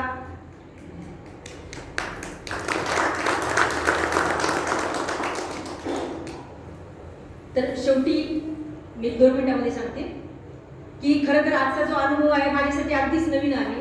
कारण मी बोलली परंतु 2 ते 3 मिनिटं कधीतरी कॉलेजमध्ये, एक 4 ते 5 मिनिटाच्या वर कधी बोललेली नाही. पण आज मला इथं बोलवलं, जेव्हा मला सरांनी कॉलेजमध्ये म्हणले की मॅडम तुम्ही वाचक संवादामध्ये येता का. मला थोडा अनुभव होता, कारण माझ्या जेव्हा मुलगा आला होता, मुलाचा इथं सत्कार केला तेव्हा मी आलेली. सर जेव्हा म्हणले तर मला थोडंसं म्हणजे असं वाटलं की मी बोलू शकते का नाही, कारण मुळात माझा विषय हिंदी, मराठीवर असं कधी बोलण्याचा कधी म्हणजे प्रसंग आला नाही. परंतु मला मुळात साहित्याबद्दल सुरुवातीपासूनच आवड आहे, म्हणून कधी कधी अशा कथा कादंबऱ्या वाचलेल्या आहेत. आणि ही कादंबरी जवळपास देऊन मला वाटतंय 1-1.5 वर्ष झालेलं असेल. तेव्हा मी अर्धी वाचलेली होती आणि कामाच्या ह्याच्यामध्ये मी ती ठेवून दिली. पण जेव्हा मला सरांनी ही कादंबरी म्हणजे विषय सांगितला की तुम्ही कुठल्याही विषयावर बोला, परंतु मी ही कादंबरी थोडी अर्धी वाचलेली होती आणि थोडंफार याच्यामध्ये माहिती होतं. त्यामुळं मी सरांना म्हणले की ही कादंबरीवर सर मी बोलते, आणि मी लगेचच होकार दिला. आणि अवघ्या 2 दिवसामध्ये ही कादंबरी वाचले. परंतु मला ती कादंबरी वाचताना म्हणजे मनाला इतका आनंद झाला. खरंच मला असं त्या दिवशी वाटलं की वाचन जे आहे ते आपल्या आयुष्यामध्ये किती महत्त्व आहे वाचनाचे. आजकाल आपण पाहतो की वाचन हे खूप कमी होत चाललेलं आहे. तर या कादंबरीच्या निमित्तानं मी वाचन केले आणि वाचन करून मला जसे जमेल तसे त्या शब्दामध्ये मी तुमच्यासमोर मांडण्याचा प्रयत्न केला. तर आजचा जो सुंदर अनुभव आहे तर तो आजचा अनुभव कायम माझ्या हृदयामध्ये राहील. आणि याच्या नंतर सुद्धा मी या कार्यक्रमाशी निश्चितच जोडली जाईल. तर आज या ठिकाणी मला प्राध्यापक राजपाल पाटील सरांनी बोलवले, तसेच जाधव सर, कदम सर, हां, तसेच या कार्यक्रमाचे सर त्या दिवशी तुम्हीच बोललात ना मला फोनवर. हां, तर या कार्यक्रमाचे संयोजक कदम सर आणि आदेशा मॅडम, शेट्टे मॅडम, आणि इथे सगळे बसलेले शांत चित्ताने माझं जे बोलणं आहे ते ऐकून घेतला तुम्ही सर्व रसिक श्रोते. मला तुम्ही ऐकून घेतला त्याबद्दल मनापासून मी आभार मानते. आणि तुमचा जो हा उपक्रम आहे, चला कवितेच्या मनात वाचक संवाद, तो अतिशय उपक्रमशील आहे आणि असाच पुढे अखंडित राहो. आणि मी सुद्धा या नंतरही या उपक्रमाशी जोडली जाईल. मला तर वाटतं की जे नवखे साहित्यिक आहेत, जे उगवते साहित्यिक आहेत, तर तो हा जो कार्यक्रम आहे वाचक संवाद, तो त्यांच्यासाठी एक प्रकारची मेजवानीच आहे. परत एकदा सर्वांचं मनापासून धन्यवाद आणि नवीन वर्षाच्या तुम्हाला शुभेच्छा देते. आणि मी माझे 2 शब्द थांबवते. धन्यवाद.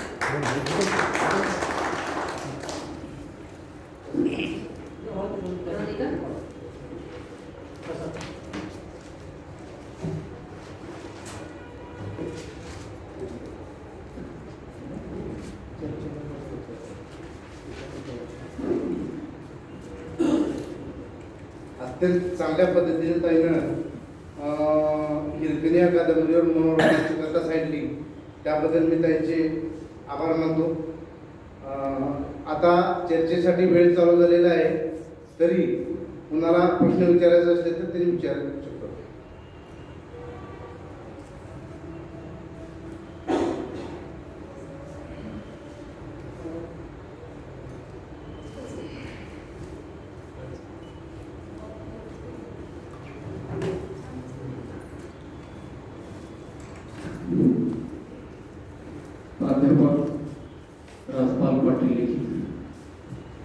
हिरकणी या कादंबरीवर शिलाताई केळकर यांनी आपले विचार मांडलेले आहेत. आपले विचार मांडलेले आहेत हे म्हणतो मी. जेव्हा एखादी कादंबरी आपण वाचन करतो, सुरुवातीला आपला वाचनाचा हेतू काय असतो? मनोरंजन हा प्रमुख आपला हेतू असतो. मनोरंजनातून समाज घडतो. नक्कीच हे दोन्ही हेतू या कादंबरीमधून साध्य झालेले आहेत. आणि हे दोन हेतू साध्य करीत असताना या कादंबरीमधील कथा सुद्धा तेवढ्याच एकाग्रतेने, जबाबदारीने आणि एकही बिंदू दुर्लक्षित न होता त्या कादंबरीची कथा सांगणे हे चिकिरीचं काम आहे. की एवढं मनात एवढं सोपं नाही. तरी आपण ही कथा सांगत असताना, ही दीर्घ कथा सांगत असताना अधूनमधून थोडा आपण विश्राम घेत होता. विश्राम का? कथा सांगताना त्या कथेमध्ये एक जोमदारपणा यावा, कथा सांगताना त्याच्यामध्ये प्रभावीपणा यावा, त्या कथेतलं एक मूल्य कळावं, या दृष्टिकोनातून त्यांनी या कथेचं कथन केलेलं आहे. कथा सगळ्याला सांगता येत नाही. कादंबरी वाचणं आणि ते कादंबरी कथेच्या रूपानं सांगणं हे दुसरं कौशल्य आहे. ते म्हणाले की 2 दिवसामध्ये मी या कादंबरीचं वाचन केलेलं आहे. खूप कमी वेळामध्ये या दीर्घ कादंबरीचं वाचन झालेलं आहे. आणि या कादंबरीचं त्यांनी वाचन करत असताना मला वाटतंय समाज मनातल्या मनोरमाचं दर्शन त्यांनी या ठिकाणी करून दाखवलेलं आहे. समाज मनातली मनोरमा, ह्या समाज मनातल्या मनोरमेचे 3-4 जे काही अवस्थांतर आहे त्या अवस्था मला दिसलेल्या आहेत. आणि या 3-4 अवस्था मांडत असताना शेवटची अवस्था जी आहे मार्गदर्शक मनोरमा, आम्हाला सर्वात जर ह्याच्यातलं जर काय आवडलेलं असेल, ही मनोरमा हिरकणी आहे. जाताना वेदनेच्या गडामध्ये गेली, वेदनेच्या कडावरून पुन्हा हिरकणी समाजाच्या पायथ्याशी आली. समाजाच्या पायथ्याशी येणं एवढं मनोरमेला सोपं गेलेलं नाही. तिनं संघर्ष केलेला आहे. मग तिची शेवटची भूमिका, शेवटची अवस्था मार्गदर्शकाची अवस्था. माणूस मार्गदर्शन कधी करतो? संकटाचे चटके खाऊन, दुःखाचे डोंगर पालथे घालून, स्वतः वेदनेशी झगडून जेव्हा एखाद्या अवस्थेच्या पुढे माणूस येतो तेव्हा त्या अवस्थेचं नाव आहे मार्गदर्शिका. तर राजपाल पाटील सर, तुमच्या मनोरमेला आमच्या शिलाताईंनी एक सुंदर मार्गदर्शिका म्हणून समोर आणलेला आहे. आणि खरोखर हे स्तुत्य आहे. हे बघा, त्यांनी मांडताना आपलं मत ते प्रकट करीत होते. स्वतःचं मत प्रकट करीत होते. स्वतःचं मत प्रकट करायला त्या कादंबरीशी एकरूप व्हावं लागतंय. त्या कादंबरीतला प्रत्येक शब्द ना शब्द समजून घ्यावा लागतंय. त्या म्हणाल्या, जेव्हा श्रीमंत त्या मुलीला पाहायला आला, मनोरमेला पाहायला आला, तिच्या मनामध्ये नव्हतं लग्न करून घ्यायचं. तिचा तो आईचा संवाद कसा असेल आम्ही कल्पना केलेली आहे. जेव्हा त्या श्रीमंताचं राजबिंड रूप जेव्हा ती मनोरमा पाहते, पाहिल्यानंतर तिच्यामध्ये जो बदल होतो, हा बदल नक्कीच तुम्ही श्रृंगार आणि मनोरंजनानं नटवलेला असेल असं तुमच्या मला बोलण्याचं लक्षात आलेलं आहे. यानंतर दुसरी अवस्था तिची मनोरमेची, जेव्हा आपल्या पतीचा मृत्यू होतो, मृत्यू झाल्यानंतर तिची जे गर्भगळीत जी अवस्था असते, त्या गर्भगळीत अवस्थेचे जे काही रूपांतरण असतंय ते अवस्था ज्या शब्दाचं रूप धारण करून बाहेर पडते, नक्कीच सर ते शब्द तुमचे नक्कीच भारदस्त असणार आहे. म्हणून आपण सर्वांनी असा विचार करूया, राजपाल पाटील सरांची आपण कादंबरी पुन्हा एकदा वाचून काढूया. खरं पाहिलं तर कादंबरीचे सगळे सूत्र आमच्या लक्षात आलेले आहे. कोणताच संशय किंवा कोणतेच प्रश्न आमच्या मनामध्ये निर्माण झालेले नाही. पण आपल्या कार्यक्रमाची एक रीत आहे, प्रश्न विचारणे. एक छोटासा मी प्रश्न विचारणार आहे. सुरुवातीला जेव्हा मनोरमाचा 1,00,000 रुपये देऊन सत्कार झाला, त्यावेळेस ती मनोरमा दुःखानं गर्भगाळ झालेली निराश्रित महिला, अबला महिला, जेव्हा तीच महिला मनोरमा 50,000चा चेक पारितोषिक म्हणून घेते, त्यात जे काही दरी आहे ना, ही दरी, यालाच जीवन म्हणायचं का? हाच माझा प्रश्न आहे, दुसरं काहीच नाही. ताई खूप चांगल्या पद्धतीनं सुटसुटीत सोप्या भाषेत त्याने कादंबरीचे विश्लेषण केलेलं आहे. याला मी एक शब्द वापरतो इंग्रजी, तुम्ही ह्या कादंबरीचं पोस्टमार्टम केलेलं आहात. काहीच ठेवलेलं नाही, तुम्ही काहीच ठेवलं नाही, त्याची पूर्ण चिरफाड केला तुम्ही. चिरफाड का म्हणतो? तुम्ही जे शेवटी जे सांगितलं त्या कथेतले गुणवैशिष्ट्य, ह्या गुणवैशिष्ट्य जेव्हा आपल्या कादंबरीचे, आपल्या पुस्तकातले ऐकायला जेव्हा एखादा साहित्यिक समोर असतो, याच्यापेक्षा त्या साहित्यिकाला कोणता आनंद मोठा आहे? सर मी तुमचा चेहरा बघत होतो जेव्हा मॅडम कथा सांगत होत्या, तुमच्या मनाची चलबिचल अवस्था, मी थोडस साईडला होतो तरी मला तुमच्या भावना समजत होत्या आणि तो तुमचा जो सुप्त आनंद होता, गगनात मावेनाचा हा आनंद तुम्ही सरांच्या जीवनामध्ये घडून आणलेला आहात. म्हणून शिलाताईचं आभार मानूया.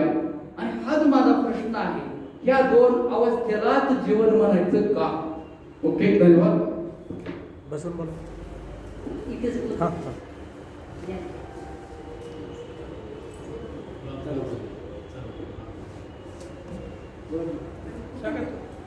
बोला बोला बस. बरं बरं, ओके ओके. सर तुमचा प्रश्न होता की सुरुवातीला जेव्हा ती अबला म्हणून चेक स्वीकारते, कारण की तिच्या नवऱ्याने आत्महत्या केलेली असते, तेव्हाचा, आणि त्यामधली दरी भरपूर मोठी आहे, तिने काय काय कष्ट केले ती तुम्हाला मी सगळ्यांना सांगितलेलं आहे. आणि नंतर ती एक म्हणजे पराक्रमी स्त्री म्हणून आणि सगळं काही केल्यानंतर तिचा गौरव म्हणून नंतर तिला 50,000चा चेक दिला जातो. निश्चितच तर ह्याला जीवन म्हणतात. आपल्या आयुष्यामध्ये बघा असे कित्येक लोक आहेत की ज्यांच्या आयुष्यामध्ये खूप संघर्ष असतो. असं म्हणता येणार नाही की सगळ्यांच्याच आयुष्यामध्ये, परंतु बरेचसे आपण मध्यमवर्गीय लोक आहोत किंवा मध्यमवर्गीय आम्ही महिला आहोत. माझं सुद्धा सांगते सर, माझे म्हणजे स्वतःच सांगते सर, मी पण खूप लाडामध्ये वाढलेली होते, परंतु माझं जेव्हा लग्न झाल्यानंतर आम्हाला तब्बल सर 15 वर्ष संघर्ष करावा लागला. माझ्या मिस्टरांची नोकरी केली आणि सांगायला काही हरकत नाही, आणि त्याच्यानंतर जो संघर्ष आम्हाला करावा लागला तो जवळपास 2018 पर्यंत. तेव्हा माझा मुलगा 11वीला आला होता, 11वीला आला होता. तर अशा प्रकारच्या कित्येक महिला आहेत ज्या संघर्ष करतात आणि त्या पुढे जातात. तर मला असं म्हणायचं आहे की ती जी दोन्ही मधली जी दरी आहे, निश्चितच त्याला जीवन म्हणतात. झालं का सर निरसन? काय अजून?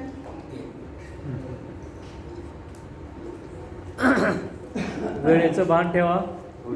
एकच प्रश्न आहे. या ठिकाणी अत्यंत उत्कृष्ट पद्धतीनं मांडणी केलेली आहे. माझा प्रश्न असा आहे की लेखकाने जे लेखन केलेलं आहे हे एखाद्या घटनेला धरून केलेलं आहे की काल्पनिक आहे?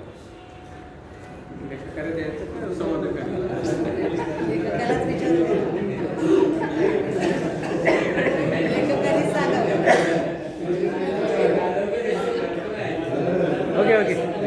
मला असं वाटतं की मला काही एवढं मी काही लिहित वगैरे नाही, पण हे निश्चितच हे काल्पनिक असावं. आणि हे बघा, आपण असे किती चित्रपट बघतो, सगळे काल्पनिकच आहे, परंतु त्यामधून आपण काय घेतो, जे आपल्या म्हणजे व्यावहारिक जीवनाशी निगडीत असेल तर ते आपण घेतो. म्हणजेच मला काय वाटते की मनोरमा ही काल्पनिकच कादंबरी आहे. मला सुद्धा अशी आवड आहे. मी जेव्हा अशा बिकट परिस्थितीतून जात होते तर अशी काही मी लेख वाचायचे आणि त्याची कात्रण काढून ठेवायची, जणू की मला खूप चांगलं वाटेल. तुम्हाला एक उदाहरण सांगते. माझी परिस्थिती खूप म्हणजे त्यावेळेस अशी म्हणजे खूप समस्या होत्या त्यावेळेस. तर मी एक असंच एक लेख वाचला होता.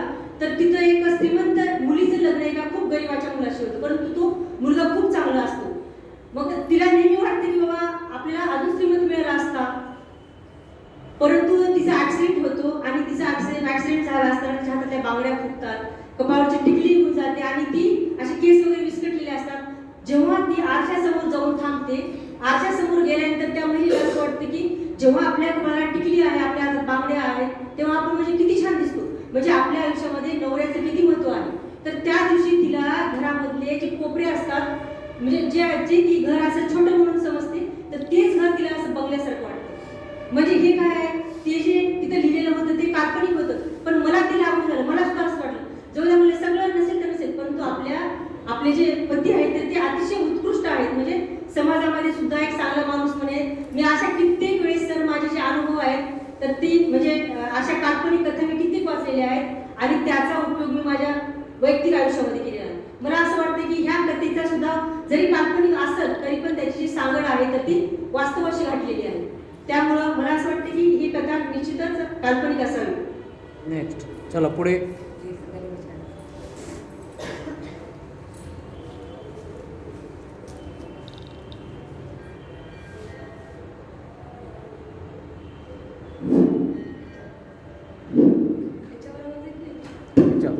हातात पुस्तके माणसे घडवतात. पुस्तके माणसे घडवतात. मला आज वाटलं की खरंच माणसे घडली जातात आणि ती आपल्या सोबत असतात, आपल्या आसपास असतात. मला आज डोळ्यांचा त्रास होत होता आणि मी इथं आल्यानंतर पहिल्यांदा सुरू काय केलं, माझा मोबाईल डिस्चार्ज होता आणि तो चार्जिंगला लावला, पण सायलेंट मोडला केला आणि डोळे मिटून मी आजचा वाचक संवाद ऐकला संपूर्ण. मॅडम तुम्ही सांगितलं, दरवेळेस तुम्ही सांगत होता की मी एक हिंदीची प्राध्यापिका आहे, माझं हिंदी आहे. मॅडम मी जेवढे बघितले, सायन्सचे असू दे, हिंदी असू दे, दुसऱ्या विषयांचे असू दे, त्यांचं उलट मराठी खूप अस्सलखित असतं आणि ज्यांचा मूळ मराठी हा त्यांचा विषय असतो ते मराठीमध्ये बोलायला स्वतःच खूप कचरतात. खूप कमी जण असे आहेत की जे स्टेजवर मराठीमध्ये बोलायला जातात, मराठीचे प्राध्यापक असू द्या किंवा शिक्षक असू द्या. तुम्ही सांगितलं की लेखकाने खूप ओघवती भाषेमध्ये पुस्तक लिहिलेलं आहे. ज्यावेळेस तुम्ही सांगत होता त्यावेळेस मला एखादा चित्रपट माझ्या डोळ्यासमोर आहे आणि प्रत्येक क्षण मी हा माझ्या डोळ्यासमोर बघतीये, हे डोळे मिटले असताना मला जाणवत होतं. आणि त्याच वेळेस मला जेव्हा तुम्ही सांगितलं की मनोरमा ही तिच्या पतीला सारखी सांगत होती की तुम्ही दारू पिऊ नका, तुम्ही ड्रिंकच्या आहारी जाऊ नका, ती जेव्हा विनंती करत होती आणि ज्यावेळेस त्यांना राजकारणाची वेगवेगळ्या वेळेस ऑफर येत होती भोसले साहेबांकडून, त्यावेळेस ती त्यांना टोकत होती. म्हणजे स्त्रीला हा तिसरा डोळा असतो आणि तिला आपल्या पतीला नेहमी कुठल्याही वाईट गोष्टीपासून दूर ठेवण्याची इच्छा असते. हे तुम्ही इथं खूप व्यवस्थित सांगितलं मॅडम आणि ते फार चांगल्या पद्धतीनं तुम्ही साकारलं होतं. सरांनी जितक्या छानपणे ही कादंबरी लिहिली तेवढ्याच चांगल्या पद्धतीनं, म्हणजे तुम्ही म्हटलात की सरांची एक ओजस्वी भाषा आहे किंवा ओघवती शैली आहे लिखाणाची, पण तुमच्या स्वतःमध्ये वक्तृत्वाची जी भाषा आहे ती सुद्धा खूप ओघवती वाटते मला. तुम्ही स्त्रीबद्दल सांगितलं, त्याचबरोबर तिच्या आयुष्यामध्ये वेगवेगळे आलेले कठीण प्रसंग सांगतात. ज्यावेळेस कुठलीही स्त्री ही कामाला जाते किंवा कामासाठी घराबाहेर पडते तेव्हा कधी ना कधी तिच्या आयुष्यामध्ये तिच्या चारित्र्याकडे बघण्याचा दुसऱ्यांचा दृष्टिकोन हा नक्कीच खराब होतो. त्यावेळेस तिला नेमकं काय करायला पाहिजे, काय जगायला पाहिजे हे पण तुम्ही खूप छान मांडलात. म्हणजे सरांनी पण खूप चांगलं लिखाण केलेलं आहे यामध्ये. आणि सर तुम्ही म्हटलात की ही कादंबरी काल्पनिक आहे की कुठलं सत्य आहे. मला वाटते की ज्या ज्या माणसाची, ज्या ज्या लेखकाची, ज्या ज्या व्यक्तीची आपल्या समाजामध्ये सगळीकडे जागरूकतेने बघण्याची दृष्टी असते, तो कुठल्याही दृष्टिकोनातून एखादी कथा खूप चांगली साकारतो आणि सरांनी याच पद्धतीने हे पुस्तक साकारलेलं आहे. हिरकणी ही फक्त रायगडावरची नाही तर हिरकणी ही आपल्या समाजामध्ये पण आहे. हिरकणी ही काल्पनिक नाही, हिरकणी ही जगण्यातली स्त्री आहे. मला कालच्याच वाचक समाजाला मी सांगितलं होतं की आदर्श हा कुठला मोठा नेता असू नये किंवा आदर्श हा कुठला आपला एखादा मोठा व्यक्ती असू नये, आजच तुमच्या माझ्यात असू द्या, सकाळपासूनच्या संध्याकाळपर्यंतच्या जगण्यामध्ये असू द्या, याला जीवन म्हणतात. माझ्या दृष्टिकोनातून जीवन म्हणजे मी सकाळी जो बघितलेला सूर्य आहे, जो उगवता सूर्य आहे, जो पहाटे आज 6ला आता येतोय किंवा 6:30ला येतो, तो उगवता सूर्य. आणि मी जो पाहिलेला आहे 6 वाजताचा वाचक संवादला येताना तो जो सूर्य होता, जो मावळलेला होता, ज्याचं दिवसभराचं कार्य म्हणजे तळपणं त्यानं केलेलं होतं, त्याला जीवन असं म्हणावं असं मला वाटलं. मॅडमने अतिशय सुंदर पद्धतीनं सांगितलं. मॅडम तुम्हाला आणखी एक मला सांगावं वाटलं, थोडीशी खंत वाटली की राजपाल कदम सरांनी आम्हाला हे पुस्तक दिलं नाही. आणि 1 वर्षापूर्वी तुम्ही अर्धी वाचलेली कादंबरी रेंगाळत राहिली आणि 1 वर्षानंतर ती आमच्या कानावर फक्त 1 तासामध्ये आम्हाला समजली. खूप खूप धन्यवाद सगळ्या उद्गीतकरांकडून आणि वाचक समाजाकडून.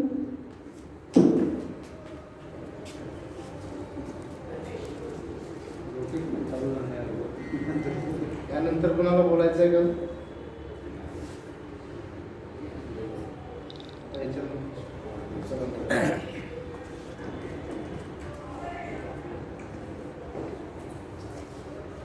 धन्यवाद सर. पहिल्यांदा 2 शंकांचं निरसन करतो. हिरकणी हे पुस्तक आपण याच वाचक संवादामध्ये उपस्थित सगळ्यांना वाटप केलेलं आहे. कदाचित त्या कार्यक्रमाला आपण नव्हता जेव्हा सरांच्या पुस्तकाचं प्रकाशन झालं, त्याच्यानंतरच्या लगेचच्या वाचक संवादमध्ये आम्ही ती पुस्तकं वाटलेली आहेत. असो, प्रत्येकाला प्रत्येक कार्यक्रमाला येता येत नाही, म्हणून मी प्रत्येकाला पुन्हा पुन्हा म्हणतोय की वाचक संवादाचा कार्यक्रम चुकवू नका. कुठल्या कार्यक्रमात काय होईल काही सांगता येत नाही. आपले आवडीची गोष्ट राहून जाते, आपल्या आवडीचा विचार ऐकायचा राहून जातो, किंवा आपल्या हवा असलेलं मिळायचं देखील राहून जातं. असो, या सगळ्या गोष्टीकडे मी जाणार नाही. दुसरी गोष्ट, ही कादंबरी काल्पनिक का वास्तविक याच्यावर दोघांचे मत आली. मी सांगतो, ही कादंबरी जी आहे ही काल्पनिक नसून वास्तविक आहे. मुळामध्ये ही एक कथा होती छोटीशी. कोरोना काळामध्ये या कथेची कादंबरी झालेली आहे. कोरोना काळानं या कथेला मोठं केलं. या कथेची कादंबरी होण्याला कारण असं होतं की या कथेला राज्यस्तरीय 2 पुरस्कार मिळालेले फक्त कथेला. आणि या पुरस्कार मिळाल्यामुळं या कथेला वाढवायची प्रेरणा राजपाल पाटील सरांना मिळाली आणि त्यामुळे त्यांनी या कथेची कादंबरी बनवली. त्याला वेळ मिळाला तो कोरोनामुळे. कोरोना जिकडे तिकडे भटकण्यापेक्षा आपण घरात बसलो.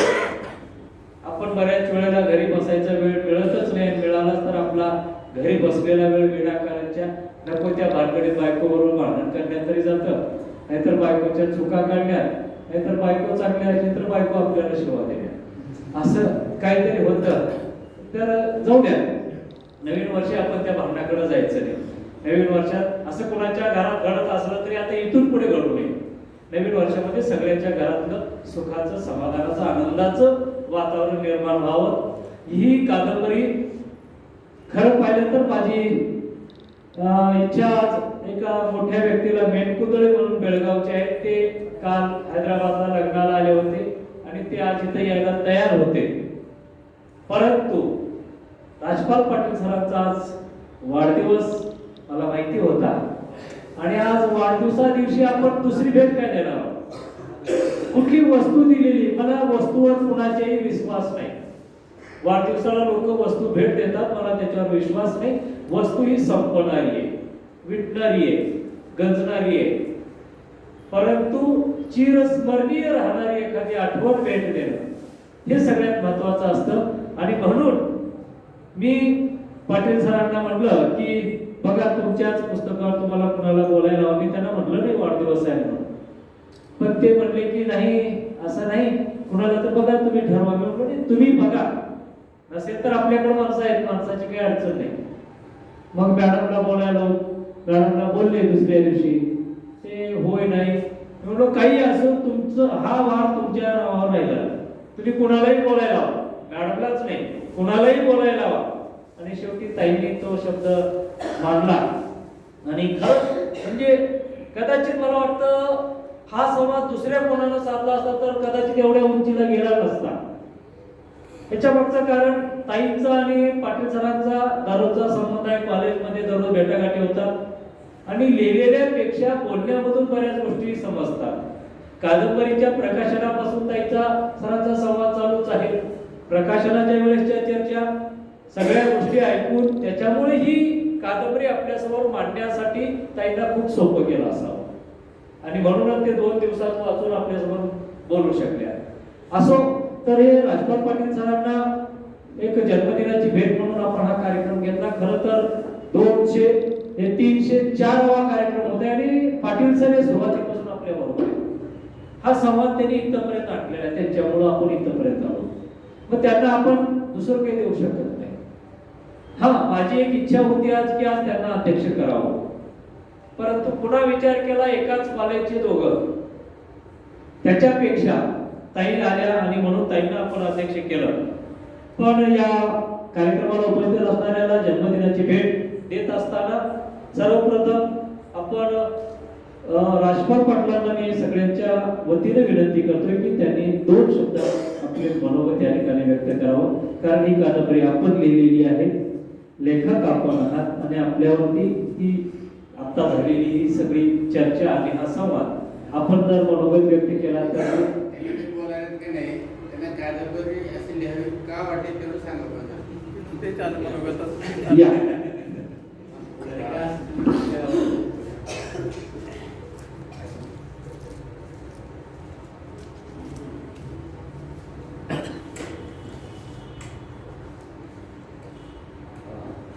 आता सर बोलले मला कादंबरीच्या संदर्भात बोलताना अगदी तशीच अवस्था म्हणजे आपल्या साहित्य कृतीवर आपल्या समोर जर कोणी बोलत असेल आणि ते एवढ्या सुंदर पद्धतीने बोलत असेल तर मग सरांनी म्हणल्यासारखं आपल्याला जो काही आनंद होतो तो आनंद मिळणार मग नाही. आणि खरं म्हणजे मी जे काही लिहिलं आहे त्याच्यापेक्षा जास्त चांगल्या पद्धतीने मॅडमला त्याचा थोडासा उहापोह गेलेला आहे. खरं ही कादंबरी जेव्हा लिहिली सरांनी सांगितलं की अगोदर कथा लिहिली होती आणि कथा एक थोडीशी दीर्घकथा झाली होती, 50-55 पानाची ती कथा झाली होती आणि ते कुठल्याही सदरामध्ये मुळत होते. कथाची सदरात मुळत होती, कादंबरीच्या सदरात मुळत होते. तरी त्याला सरांनी सांगितलं एक 2 पारितोषिक मिळाले आणि मग थोडासा विचार केला की आपण जेव्हा कथा संग्रहाला समाविष्ट करू एवढी मोठी कथा कोणी वाचणार नाही आणि मग थोडंसं त्यात बदल करायला ठरवला आणि मग त्या कथेचं रूपांतर कादंबरीत करण्यासाठी त्यावेळेस विचार केला. तेव्हा त्या कादंबरीमध्ये जे काही पात्र आहेत ते सर्व आपल्या अवतीभोवतीच आहेत. समाजामध्ये जेव्हा आपण डोळे उघडे करून पाहतो त्यावेळेस हे पात्र आपल्याला दिसतात आणि त्यांच्यातले दुःख, त्याच्यातल्या जाणीवा, त्याच्यातले आनंद, हे सर्व घटना जर आपण थोडंसं लक्ष देऊन पाहिल्या तर त्यांना चित्रित करता येतात असं मला वाटतं. तेच केलेलं आहे. जरी पात्र काल्पनिक असतील तर हे सर्व पात्र आपल्या घडत आहेत. जे काही घटनामध्ये आहेत त्या घटना पण आपल्या अवतीभोवती घडणाऱ्याच घटना आहेत. कुठेच वेगळं काही नाही आहे त्याला. कादंबरी ज्यावेळेस आपण तुम्ही वाचा त्यावेळी तुमच्या लक्षात येईल की याच्यात वेगळं काहीच नाही की आपल्या भोवतीने घडलं आहे. एखादी घटना असेल ती झालेली आहे, कालच्या वगैरे घडले, एखादी घटना पद्धतीनं झाली, तेच एकत्र करून त्या कादंबरीत मांडण्याचा प्रयत्न केला आहे. एवढंच आहे.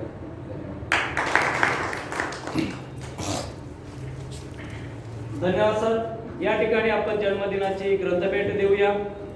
सर्वप्रथम आदरणीय प्राध्यापक राजपाल पाटील सरांना बाप झाला कासावीस ही साहित्यकृती देऊन सरांचा सत्कार या ठिकाणी आपण करणार आहोत.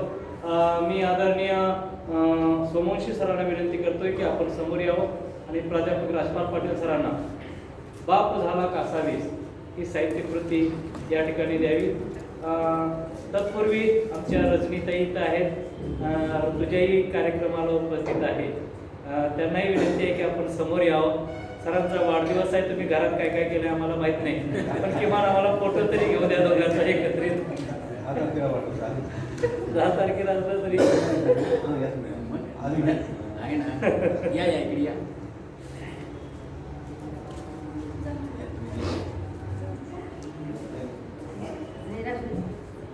खाली असं आहे, असं आहे. कदम सर हा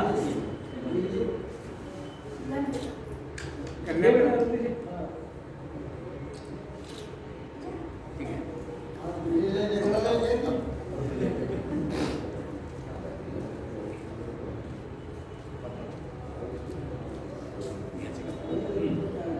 या.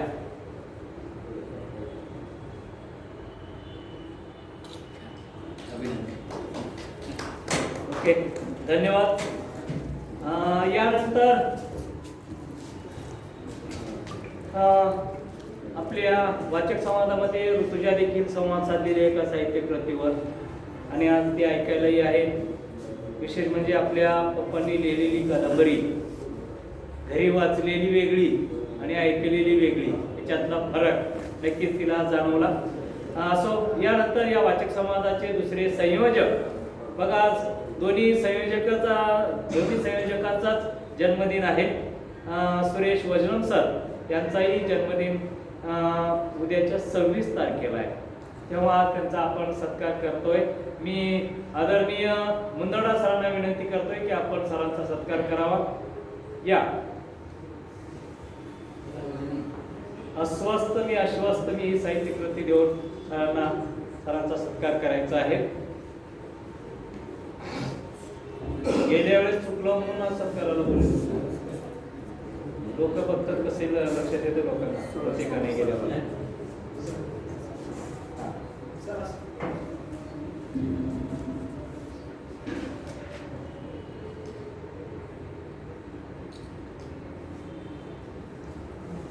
धन्यवाद. यानंतर आदरणीय बिरादार भीमाशंकरराव यांचा जन्मदिन याच महिन्यात आणि आजच्याच दिवशी आहे.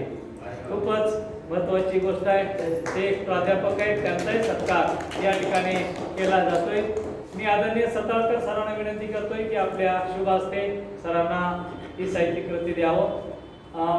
बिरादार सर हे प्राध्यापक राजपाल पाटील सर यांचे सहकारी आहेत, पाहुणे आहेत आणि आमचे मेहुणे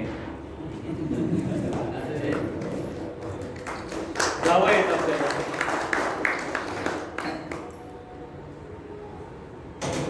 धन्यवाद. आज या कार्यक्रमाला ऐन वेळेला विनंतीला मान देऊन आमच्या भगिनी डॉक्टर शीलाताई सुरेश केचकर या उपस्थित राहिल्या, सुंदर असा संवाद साधला. तेव्हा यांचे मिस्टर देखील या ठिकाणी आलेले आहेत, त्यांना विनंती आहे आपण समोर यावं. आलेत का? Yes sir. ताईंचा सत्कार या ठिकाणी केला जातोय. मी या ठिकाणी आदरणीय सामने ताईंना विनंती करतोय की आपल्या शुभ हस्ते हा सत्कार या ठिकाणी व्हावा.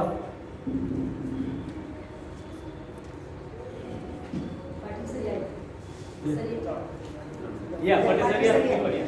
ठीक आहे, लेखक या.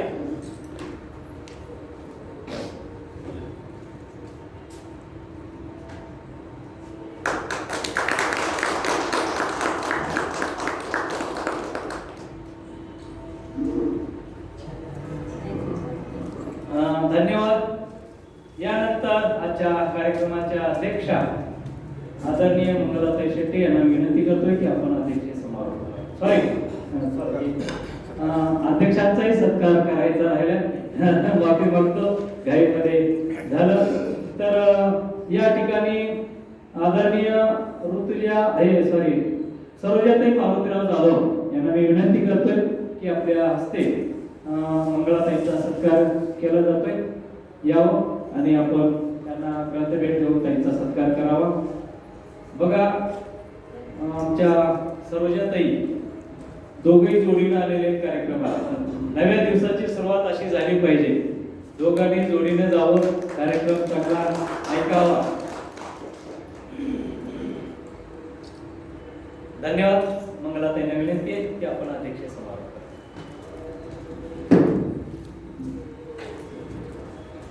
सर्वप्रथम सर्वांना नवीन वर्षाच्या हार्दिक शुभेच्छा देते. आमच्या साहित्य कृतीच्या आणि पुस्तकाच्या संवादक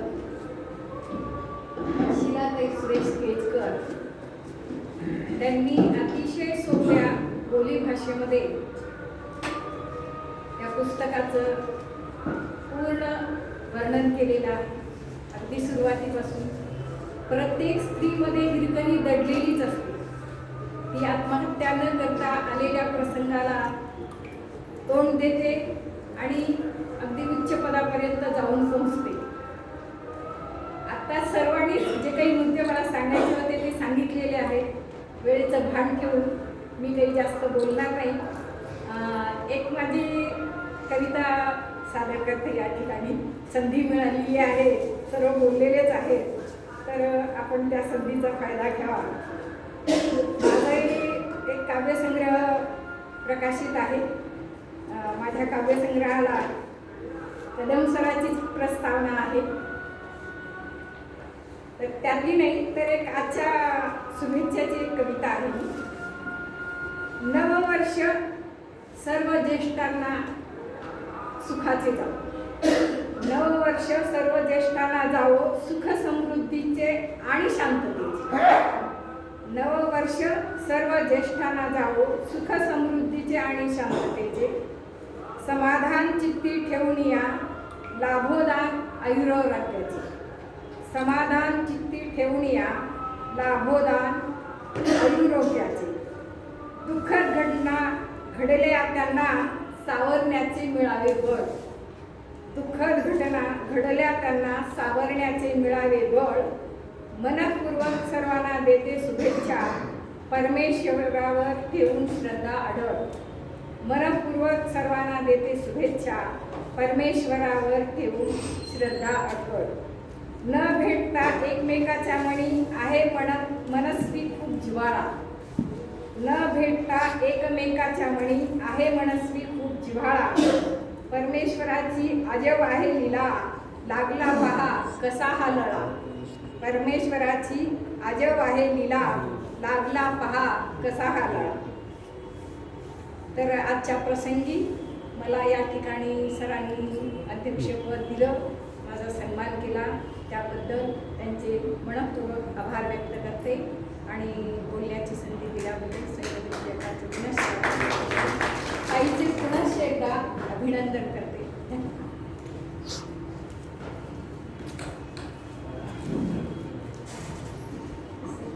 यानंतर आभार प्रदर्शनासाठी मी डोळे मॅडमला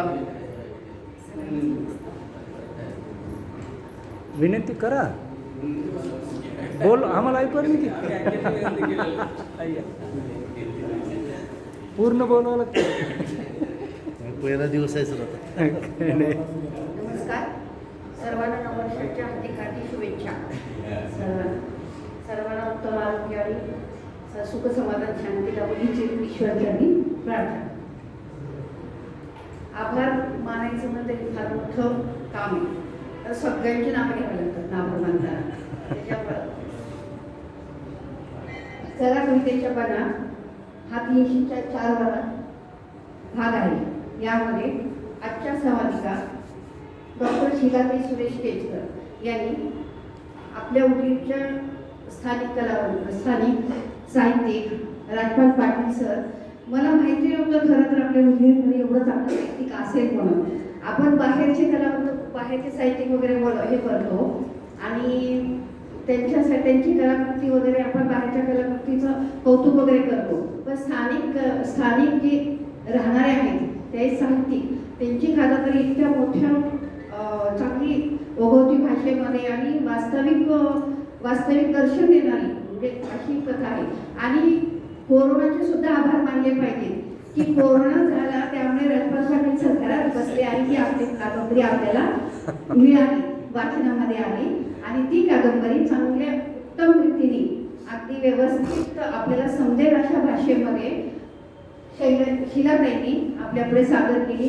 त्यांचे मनापासून आणि सर्व श्रोत्याकडून तुमचे पुढे आभार.